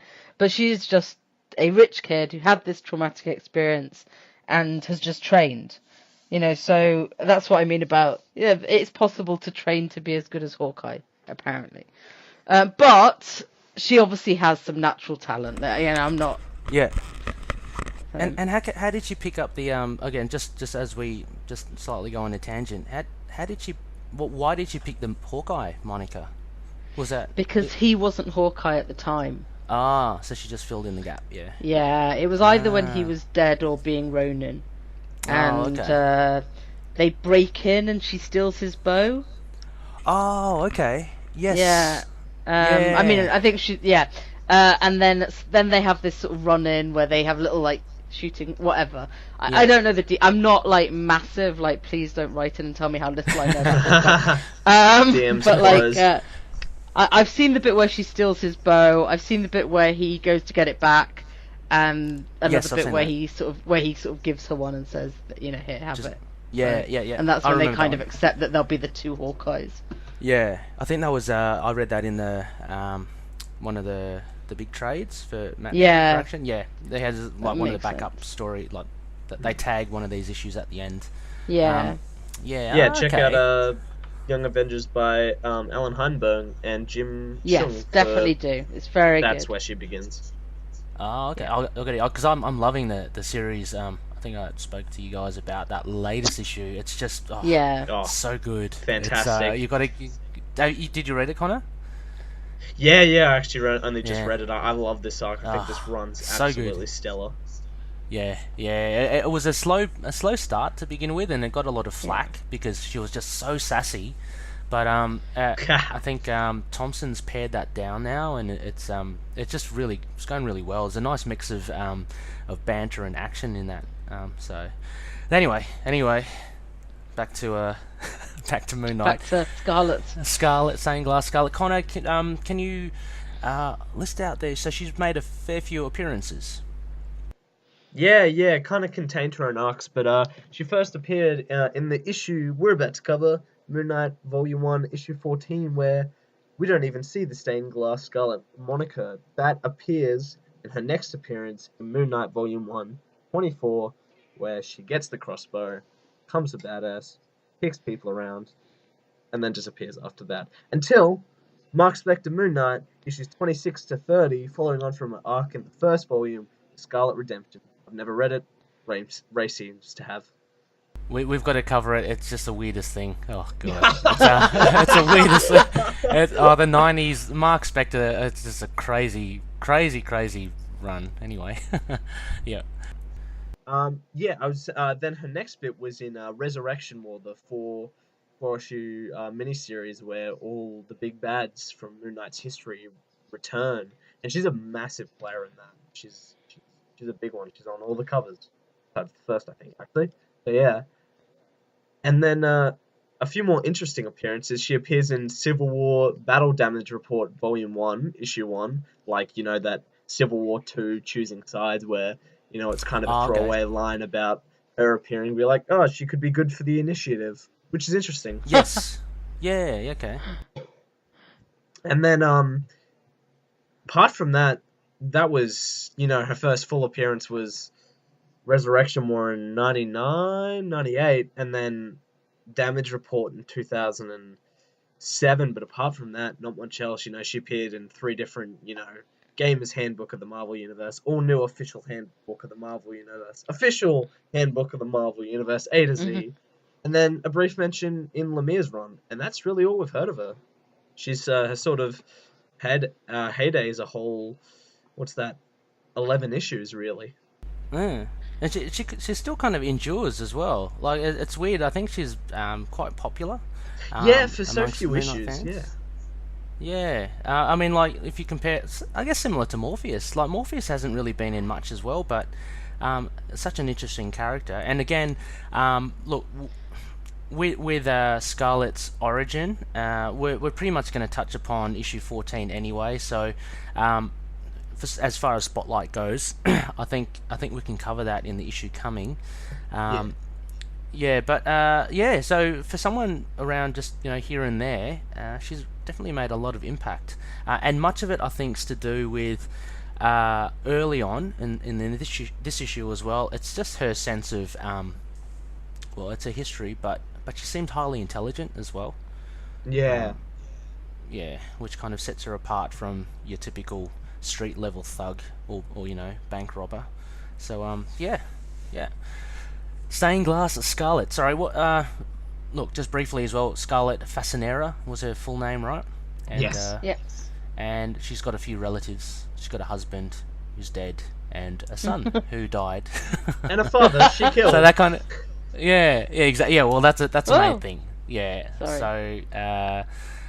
So that kind of sets her off onto her path. But a tragic figure. I kind of like her as well. I hope she comes back in some I'd love to some see her in iteration. this run. Yeah, definitely. High on the wish list. Definitely. Mr. Connor, so we have review number 2. Would you like to do the honours? I shall endure, I suppose.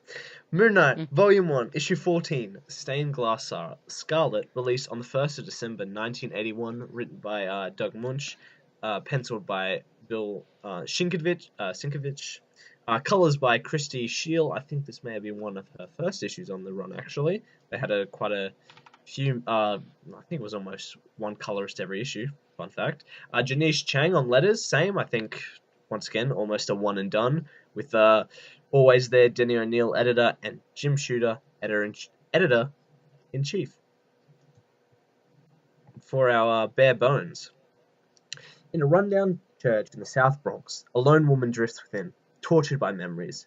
She is Stained Glass Scarlet, and amongst the solitude, she contemplates her next, involving a recent prison escapee, Mad Doc Fasanera.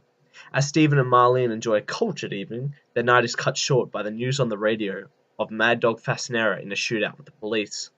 Moon Knight springs into action, and it's not long before he spots the gunfire from the Mooncopter. Moon Knight manages to subdue the bank robbers, but Mad Dog manages to escape, killing one of his own men along the way. Having evaded Moon Knight's grasp, Moon Knight decides to track down 2 of the other bank robbers who also manage to escape.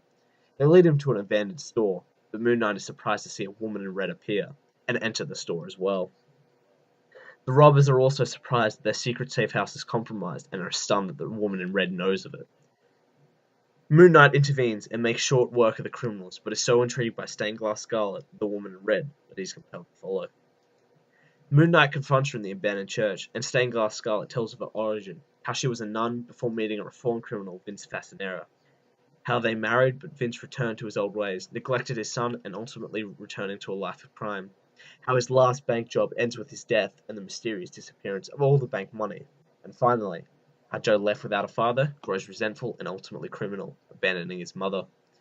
As Moon Knight reflects on the sad tale, Joe, Mad Dog Fasanera, appears, determined to retrieve his father's hidden loot from Stained Glass Scarlet. She pleads to her son that she is all he needs, and Moon Knight valiantly attempts to defuse the situation. Moon Knight is shot, but in the melee, Stained Glass Scarlet pulls the gun on her own son. Stained Glass Scarlet makes the hardest decision that a mother never should, and is forced to kill her own son. In a final twist, as Mad Dog clutches at the bell rope, the bell sounds his death knell, but also reveals a hidden stash which is hidden within the church bell for all these years. Yes, so... quite an issue. Yeah, quite an issue. Filled with a lot of sadness. It's very different from the previous issue that we've just reviewed. Initial thoughts. Rebecca? I really enjoyed it. The writing was amazing. It was, I think we've all picked up on it. It was so poetic and evocative. It was a real pleasure. Like, sometimes it's hard to go back and read old comics because they are a little bit more wordy, but this one was just a joy of just setting the scene. It had a mournful tone to it, so you kind of got that sense that this wasn't going to be a biff bang pow fight with a villain, but it was still going to have that kind of thing. But it was more about her than Moon Knight. But that wasn't a problem. No, not at all. And definitely Munch sets her up really well at the beginning, I thought. And as you mentioned, the evocative writing, really, really distinct from Munch, I think. I mean, if you just immediately compare it to Lemire's just prior, it's just so colourful. I too found it quite enjoyable. The story, look, there were some tools in the story that were, I think, just plonked in to keep the story running, which we'll get into. But essentially a very simple story as well. If you look at what really happens, apart from kind of telling of Stained Glass Scarlet's origin, nothing much really happens, rather than Moon Knight just punching a few crims and then following Stained Glass Scarlet.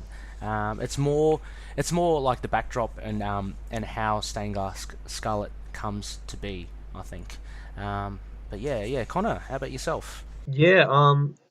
Maya, it was a real interesting issue, and such a distinctly different from the rest of the run. If you've read or even just followed the issues we've reviewed on the show of our classic reviews, it's so different. It isn't that biff pow bang sort of fight, as Rebecca said. It was this real sort of dramatic, almost tragedy-like play in which we saw all these pieces on a real sad chessboard, and almost these characters will almost use more as poetic devices. Scarlet is the sad and widowed mother, and this sad tale of mothers and sons. And I think to get onto that first aspect of the poetic writing, it just adds so much to this issue. Almost it takes the forefront of the writing more than any dialogue. The way he talks about a scene, the way he talks about movement in this wholly poetic way. And I think it's just amazing. There's a few times in this amazing way that sort of almost makes classic Moon Knight more timeless than others. This poetic replaced a lot of that classic, I can throw my moon dart and I'll cut his leg and he'll trip over the skipping rope.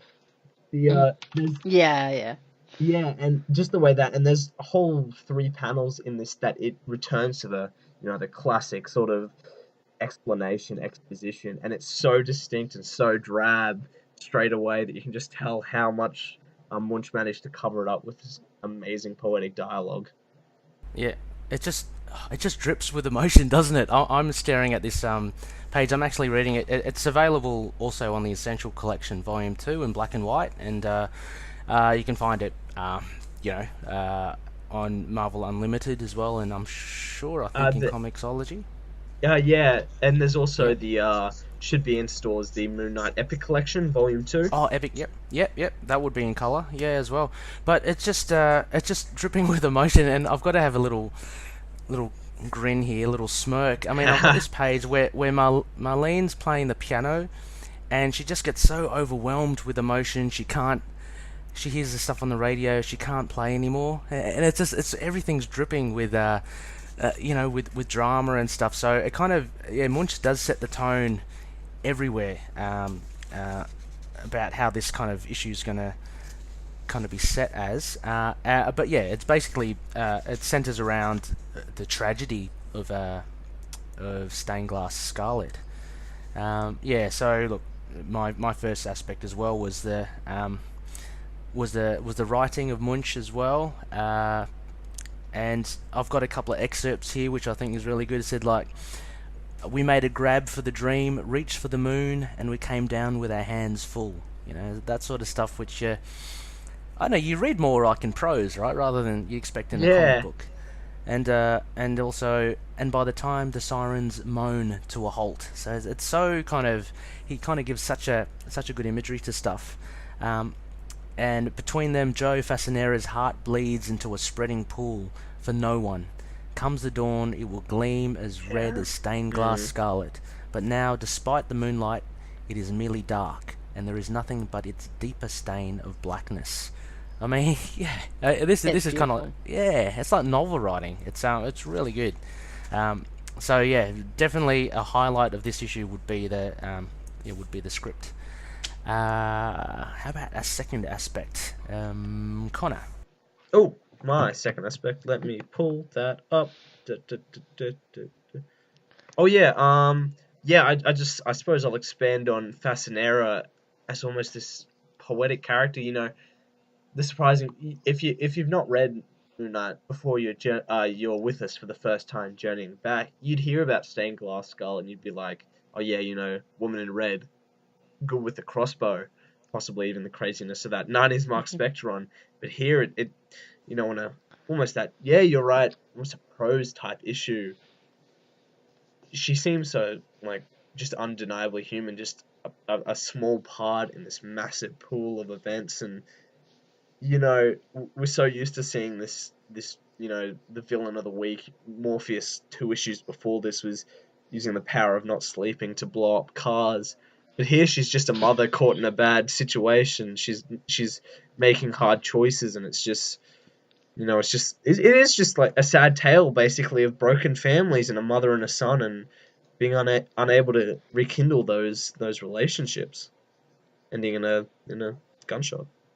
Sad boys. Yeah, I think it would be a really hard story to pitch to the editor for Marvel, because there is a certain lack of action in it, and you do get it. I mean, it is interwoven with Mad Dog Fasanera, who's pivotal in the story as well, because he's the son of Stained Glass Scarlet. But if you look at the action pieces in it, it's very, very generic. Like, there's a Mad Dog and his crew, they decide to just rob a bank, it seems, and he's even holding a sack with a dollar sign on it as well.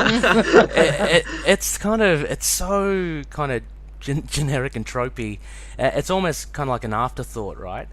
So I think Munch is definitely focusing. His big game here is to introduce us to Stained Glass Scarlet, but I don't think it would have been enough for Marvel at the time and the editors to kind of say, yep, okay, I'm confident we can do this comic book issue. Let's just publish it, about Stained Glass Scarlet. I think they kind of wanted some action in there as well. So you get the obligatory, punch, swack, bram, Yeah. a lot of that stuff. But yeah, so that was kind of the tools I was mentioning before, how it was kind of thrown in, but that was probably more due to a request from the editor than from what Totally. Munch would have done. Never even thought of that. But yeah, how about Rebecca? How about you? Well, carrying on about Scarlet, Stained Glass Scarlet, I thought it does set her up really nicely. It gives her this motivation. It gives her, unusually for some of the women written at the time in comics, she seems to have a fair amount of agency herself. Like, it's very much, this is her story. Yes, she's had these terrible things happen to her. She's the one who solves it. Moon Knight doesn't. Although obviously he doesn't hurt it, but he lets her, like, she actually solves the problem. I thought it was kind of unusual for a comic of the time. I don't know, I've not read a lot of comics of the time recently, but it stood out to me that she seemed like a real person. Again, it's part of the writing. Yes, it's a bit tropey because it's a comic. And it's a superhero comic, and it's written in the 70s. I mean, like, we're not going to escape that. But with all of that, and even with the sort of battered wife or, abused wife kind of sort of, she's very classy, and she's responsible for herself. Like, she takes responsibility for that, for what's happened with her family, and whether she should or shouldn't. Obviously, she shouldn't, but she does. So I like the fact that she ends up being the one who, like, solves it. Yeah. And it's, you've got to admire Munch for exploring this, as you mentioned, for this time, to have such a strong female character in the comics and as well. She's decently dressed. Yes, yeah, exactly. Just saying, Yeah, I mean, we have Marlene. She's great, and she's quite empowered herself as well. But there again is that trope of her. Just being, how many times do we see her in bed or, without her clothes on? Yeah. So we have Stained Glass Scarlet, who's actually, although she's very tragic, she has a lot of strength to her. And although her action towards the end is a heartbreaking one, and it's a inevitably a bad one. It's a very, her strength is kind of well shown. In it as a character and as a woman, so I think that's really good and testament to Doug Munch. I had as one of my aspects as well, the culture in this as well. So again, adding on to Munch's writing, how he's fleshed out this character, Stained Glass Scarlet, which is a very interesting character. He really does at the beginning in the first few pages, and I've got to make mention actually that page 1 I think is great. Of the Stained Glass. Amazing. Oh, it's beautiful. It's very cool. So hats off to Bill Sienkiewicz there for that. That's a really good way to open it. But the opening pages of this issue kind of introduces the Stained Glass Scarlet, and she is kind of honing her skills, right? So she's been in this church for like 3 years, basically living almost a hermit's life, except for her cat Gummidge. But she makes sure she reads stuff. She keeps her mind sharp by playing chess. So we have Munch, citing Stenitz versus de Riviere, Alec Kine versus Nimzovich. So all these are real chess players and great rivalries in chess. And Paul Morphy and Sturv Ritter Rebeil. She also plays Bach on the organ, I mean, which is, for any musician knows, is incredibly difficult. So she's a highly intelligent, highly cultured person, and I really loved how Munch introduces all this into just a mere comic book. And she has, Doug Munch, later on, we then flash to Stephen Grant and Marlene. And immediately there, Marlene, is mentioned at least. She doesn't play Liszt or Mozart on the grand piano, but she ends up playing the Beatles, which is another classic, timeless band and group. They also flick through, the works of Alphonse Mucha, who's a Czech painter, I think, as well, an Art Nouveau painter. So there's a lot of stuff here, and I wonder if Munch is himself quite a cultured and a lover of the arts, because he's definitely made reference to a fair few things here. So you generally get Stained Glass Scarlet coming across as a very intelligent and she's not just a street thug, basically, which is which comes across. Connor, what are we up to? Three? Third aspect? Look, I mean, my third aspect undertakes a big dive from this rather sort of intelligent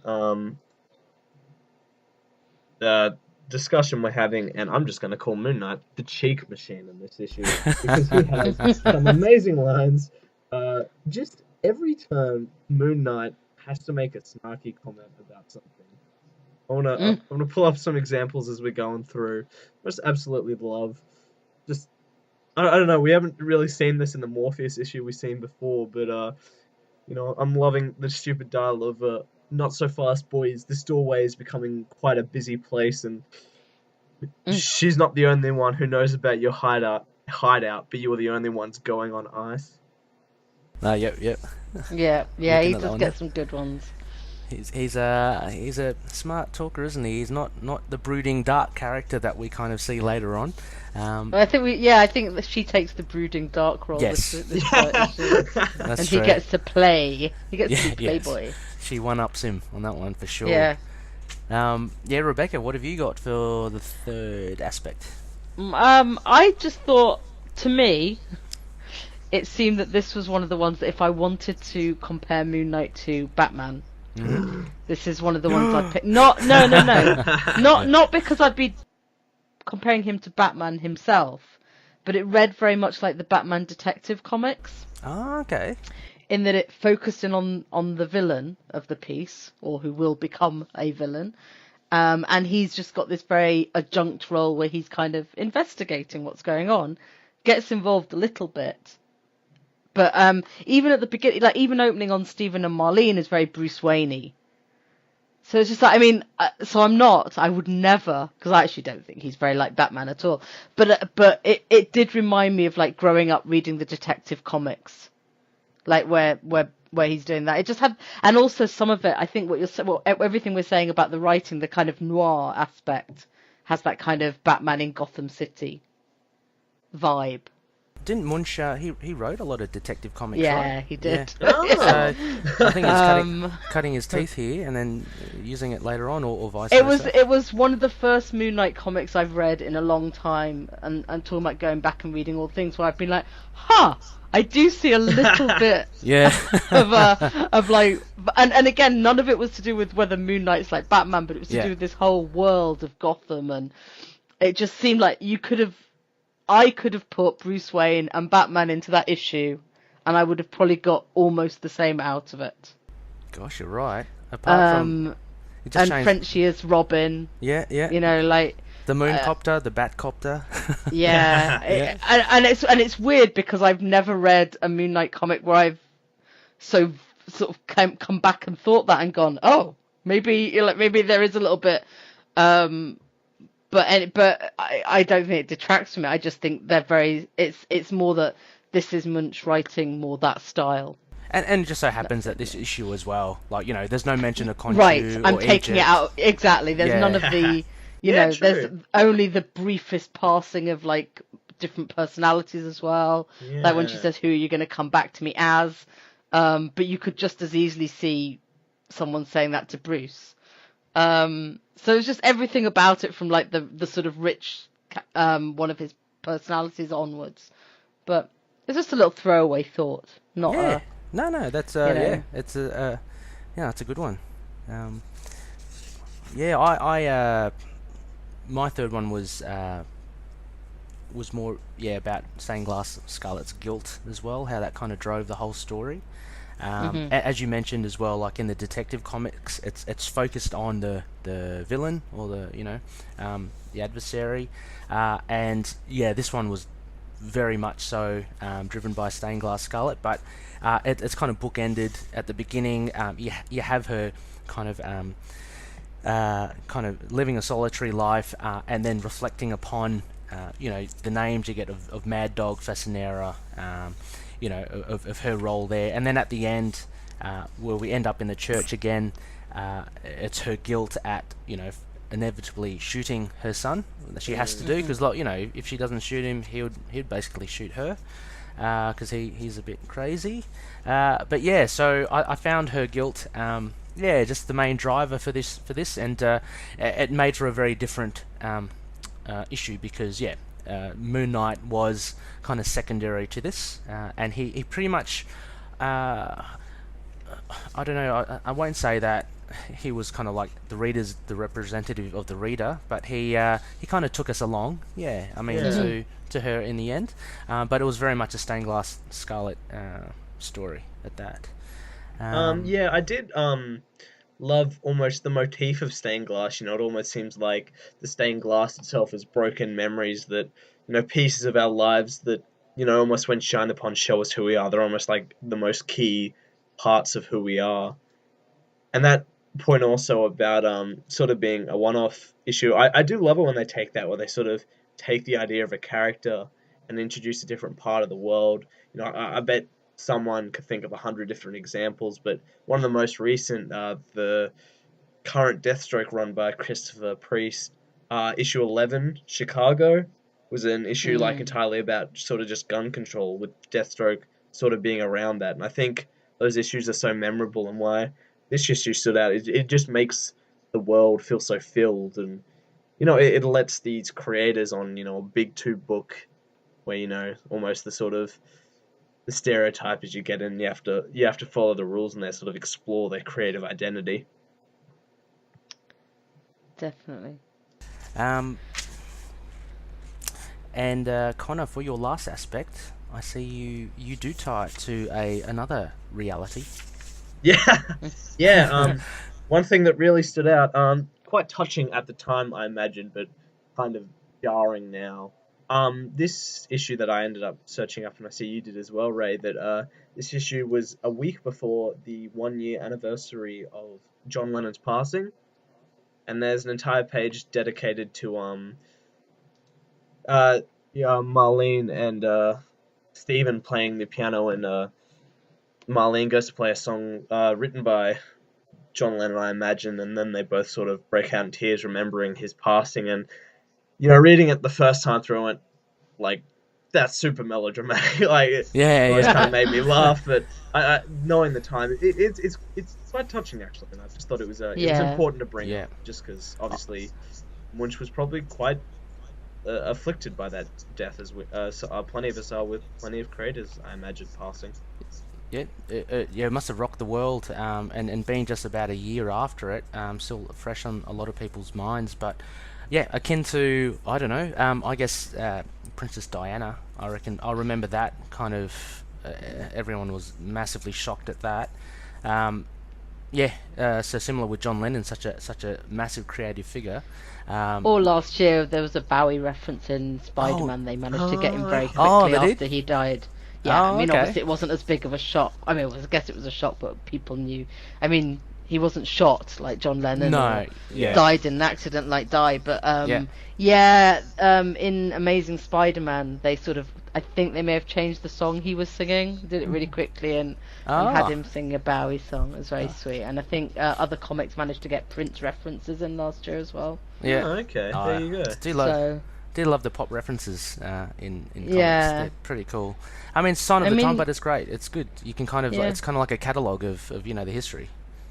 And it is a kind of healing thing for people and things people want to talk about. Yeah. And it does date them, but not in a bad way. Can, you could always tell which period a comic's been written in. Definitely. Very quickly, So not just by what pop culture they're referencing. Yeah. Rebecca, how about your fourth point? I say it's a good one. I only have one other point. The best. The cat. Yes. I was like, I thought you'd done it just for me. I was like, oh, there's a cat. I got so excited. even though I have to say the Grey Gummidge name is a terrible name for a cat, and I can't imagine anyone saying, "Oh, that would be a nice name for my cute cat." I actually thought it sounded more like a witch's familiar because Definitely. they're often called Grimalkin and things like that. They often have The grey more in you the know. title. And I didn't know if he'd done that to make it sound more like villainous, like not have your cat called Fluffy or Yeah. you know, Sparkles. Blackie, as Black- my neighbour's black cat is called, I think. So, but it's actually just a cute cat that the artist that like Sienkiewicz obviously had a lot of fun drawing because like there's even a panel that's just a cat watching. Yeah, that's right. Swishing the tail. It's just really cool. And it made me sit and think for a while about what pet Mark should have. I didn't come up with an answer. I don't think he's responsible enough to have a pet. Frankly. Yeah, probably tortoise is about all he could deal with. What was that, sorry? That the only pet he should really be allowed is a tortoise because it would at least hibernate for a lot of the time. And I don't think he's responsible enough to look after an animal. Something low maintenance, yeah. Very low maintenance. Yeah, Gummidge. I mean, I just having a look. I can't find anything on Google. I mean, I wonder if it's a little in-joke from Munch as well. Maybe it may be the name of someone they know. Yeah. But yeah, little Gummidge. Hopefully, there's a really cool issue of Moon Knight with Doctor Strange in it. Great issue. And it's in Volume 1, and the cats actually play a big part in it. I can't remember off the top of my head though. I think they attack either Stephen Strange or Mark Spector, but it's all to do with the whole Egyptian thing. So cats abound. Here we go. Yeah. Gummidge and Friends is a book by Fritz Leiber. It's a collection of extraordinary tales of catdom, told only as Fritz could tell them. Doesn't make sense. Oh, really? Okay. Yeah, more culture. More culture, jeez. Oh, yeah. It's coming out of his eyes. That's great stuff. Yeah. Look, my last aspect was just basically the big point about her killing her son at the end. What it does is it kind of sets her up as well for future. I see it as a big turning point for her, and it's kind of like her crossing the line and her turning fully into Stained Glass Scarlet. We don't see her for another 10 issues until issue 24, but it's a big thing. I mean, obviously, killing your own flesh and blood is a big thing, and just his resentment towards her just makes it hurt all the more. So yeah, that was my last aspect basically. What did you guys think? 10 issues is about the amount of time it takes you to turn bad in the Marvel universe. Yeah, she's okay. Exactly. She's just maturing. I'll bear that in mind. 10 episodes from now, Rebecca will have killed someone. Oh, Pretty gosh. much. So we gotta be short. Episode 17. We've got to have you back in, Rebecca. See what's happened. Sorry. But what did you guys think of? Because we touched upon it briefly in the bare bones, but her origin with Vince. So she basically was a nun, right? And she was very devout. She wanted to be an actress or a nun, and she ended up being a nun. So I'm not sure what happened there. Does that mean that she's a good actor? Like, are we implying that she's a good actor as well? I don't know. That's one of the things she says about her time as a nun, isn't it? Like, she wanted to be a good nun, but she ended up being actually more of an actress and sort of playing the role of a nun. Yeah, which was quite nice. is an interesting setup by Munch. Actually, I can't remember whether it is issue 24, a great issue. I'm going to force Ray to cover it with me, because if you ever jump ahead to that, the Sienkiewicz art in that is when he hits his stride, and what he does with those pencils is beyond anything at the time. I can assure you of that. But it was either that or another issue. I don't remember. But yeah, we flash back at one point to her time as a child, where she also had a really unhappy life, where she was beaten by her father, and from there she basically killed him by lighting his bed with a cigarette, burning him to death, and then she went with her uncle and aunt And I think this is almost set up by Munch for what he, I think, described 10 issues later with the fact that she had such a past she ran from, but in the end her being a nun was almost playing the part of someone more holy, a saint. And that she would become a vigilante from this point as well, you know. You know, her son calls her a saint, and in the end, she's the one who deals the killing blow. What a wow. Yeah, so even projecting ahead, I take it back then, like her killing her son, she's already killed her dad. I mean, there's no turning.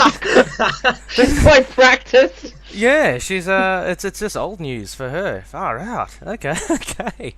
But yeah, it's really, she can't catch a break, can she? My gosh, like she had an abusive husband who was a criminal, Vince. She killed her son. Her son was a insane criminal. She killed her dad. Oh gosh, what a she's not had an easy life, that's for sure. She's no Kate Bishop. No. Well, and her son kind of turns on her and just assumes he's going to be bad because his dad was bad.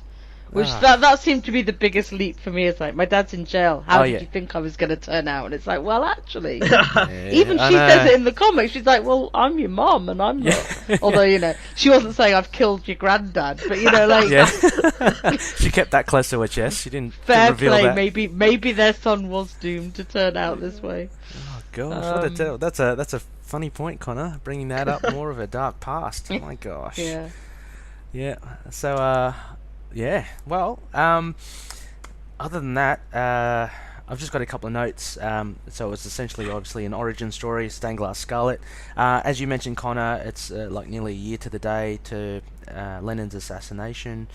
It's yet another villain who's insane. Like, all of Moon Knight's villains are insane.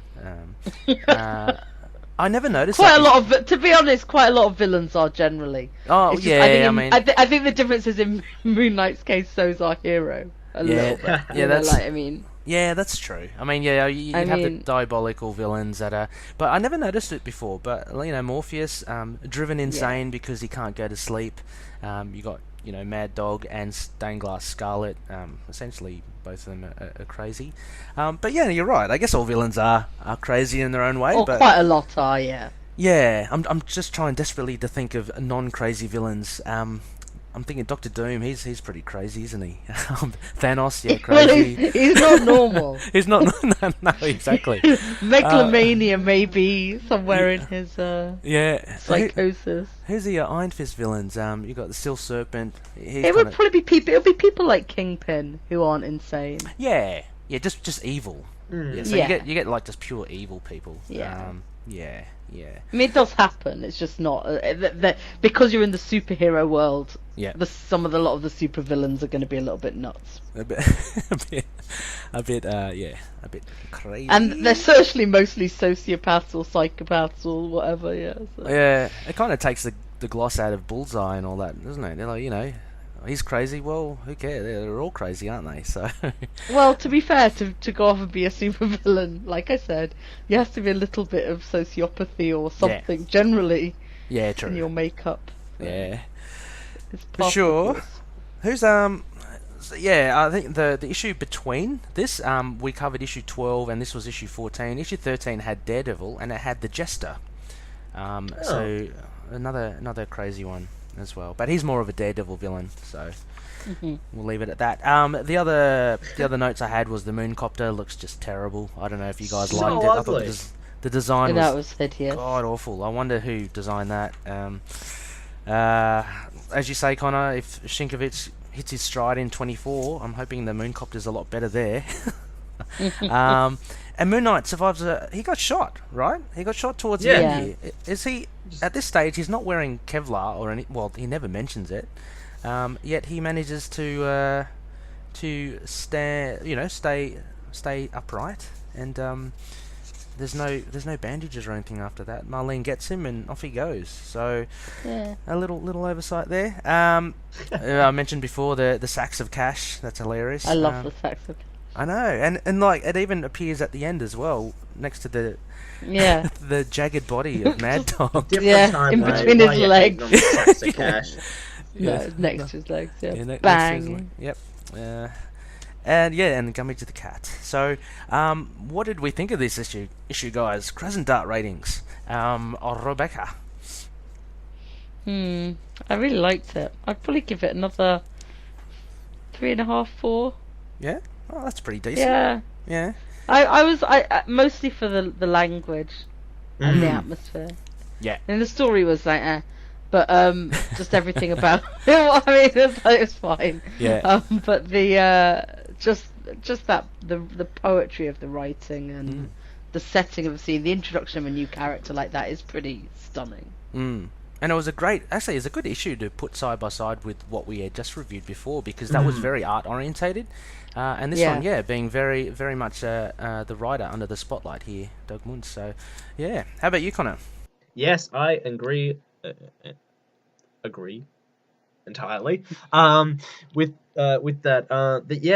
The story's just kind of a story, probably more just kind of what he had to fill out to get an issue. But yeah, the prose here is absolutely amazing. I do like the poetic nature of Stained Glass Scarlet as a character, and her dealing with a broken life, a child, the tragic tales of mothers and son. I think it was a really good issue on the writing terms.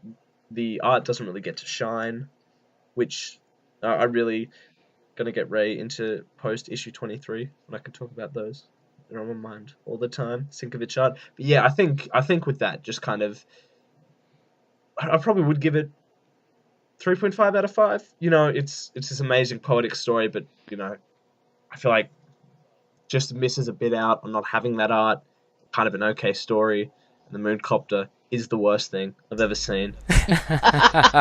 It's god awful. Yeah. Gosh. Yeah, I mean, you'll read it, you'll know the poet, like what we're talking about, how amazing that poetic writing is. So yes, my good friend Ray.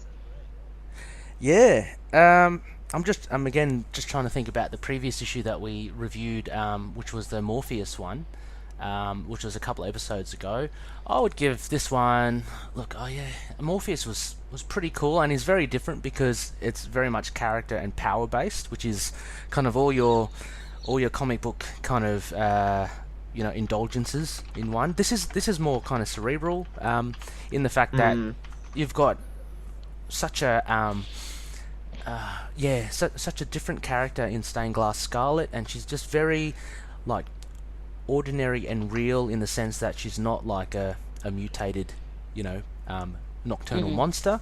So it's a very different thing to put side by side. I'd give it 3.75 again. Crescent Darts. 3 3/4 moons. Yeah. I think that's pretty fair. I did enjoy it as well. And what you said, Rebecca, about older comics being a bit wordy, or can be wordy, I didn't mind it again with this. I thought it was great. The writing was definitely a highlight for this. So definitely Loonies are worth checking out. Again, it's available in numerous versions of hard copies, as well as definitely on Marvel Unlimited if you've got that. So crack it open and have a read. Okay, guys, I think what time is it? It's about 2 hours. I think 2 hours, not bad, guys. Not bad. Sorry. No, that's great. It's fantastic. Rebecca, just gonna say, it's been absolute pleasure speaking to you the first time. It's so cool after after our it's time been of great. Yeah, like it's introduced. Thanks for having me on. Yeah, of course, you're welcome anytime. I think actually I'm trying to get you pegged in for another one later on. I think it was issue 10, right? It's part one of the Jewish one. Yeah, and that will be a panel by panel review. So if you're up for it, Rebecca, it'll be Definitely. pretty good to analyse. Let's talk. Yes. Yes. And Connor, so next week, what do we have? Next week we have the next issue of Lemire's Moon Knight, issue 8.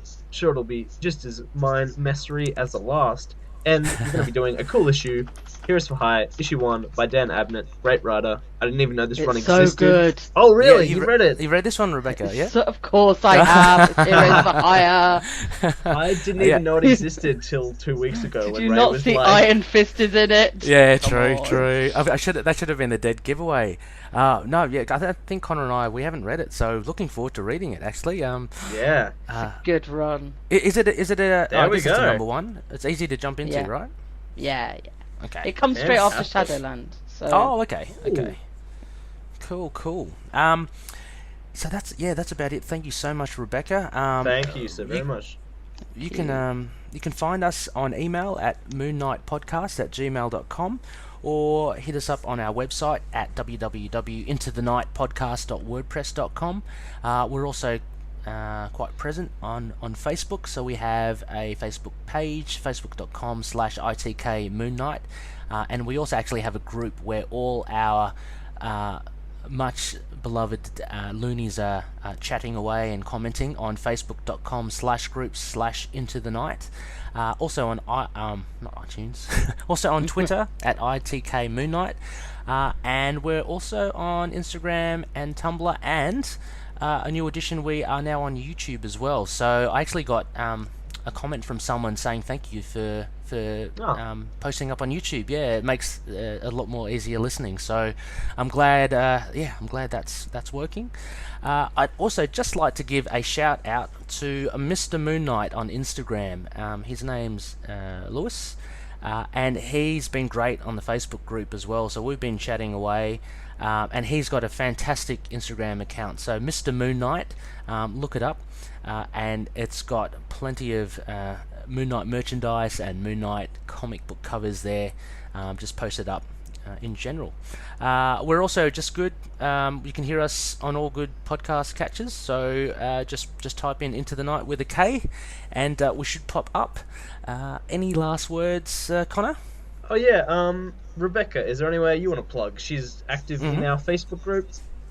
Anywhere? No, I'm good. I think you already mentioned that I sometimes go on the Immortal Iron Fist podcast, so I'm sometimes on that.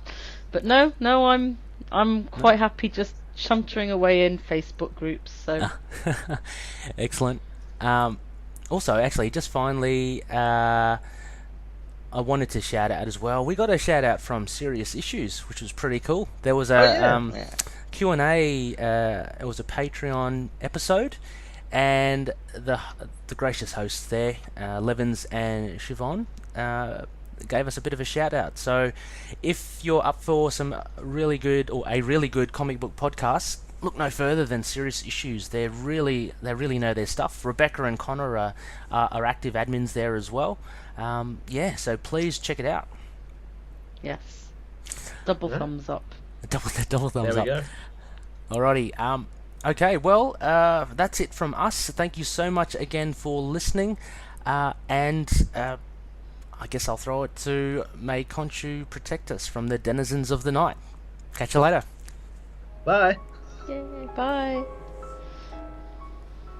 Moon Knight and affiliated characters, stories and events are properties of Marvel Characters Incorporated. Materials used and discussed within the podcast are intended for critique and review purposes only under the fair dealing concept of the current Copyright Act. The views, information or opinions expressed during the podcast are solely those of the individuals involved and do not necessarily represent those of the copyright owners.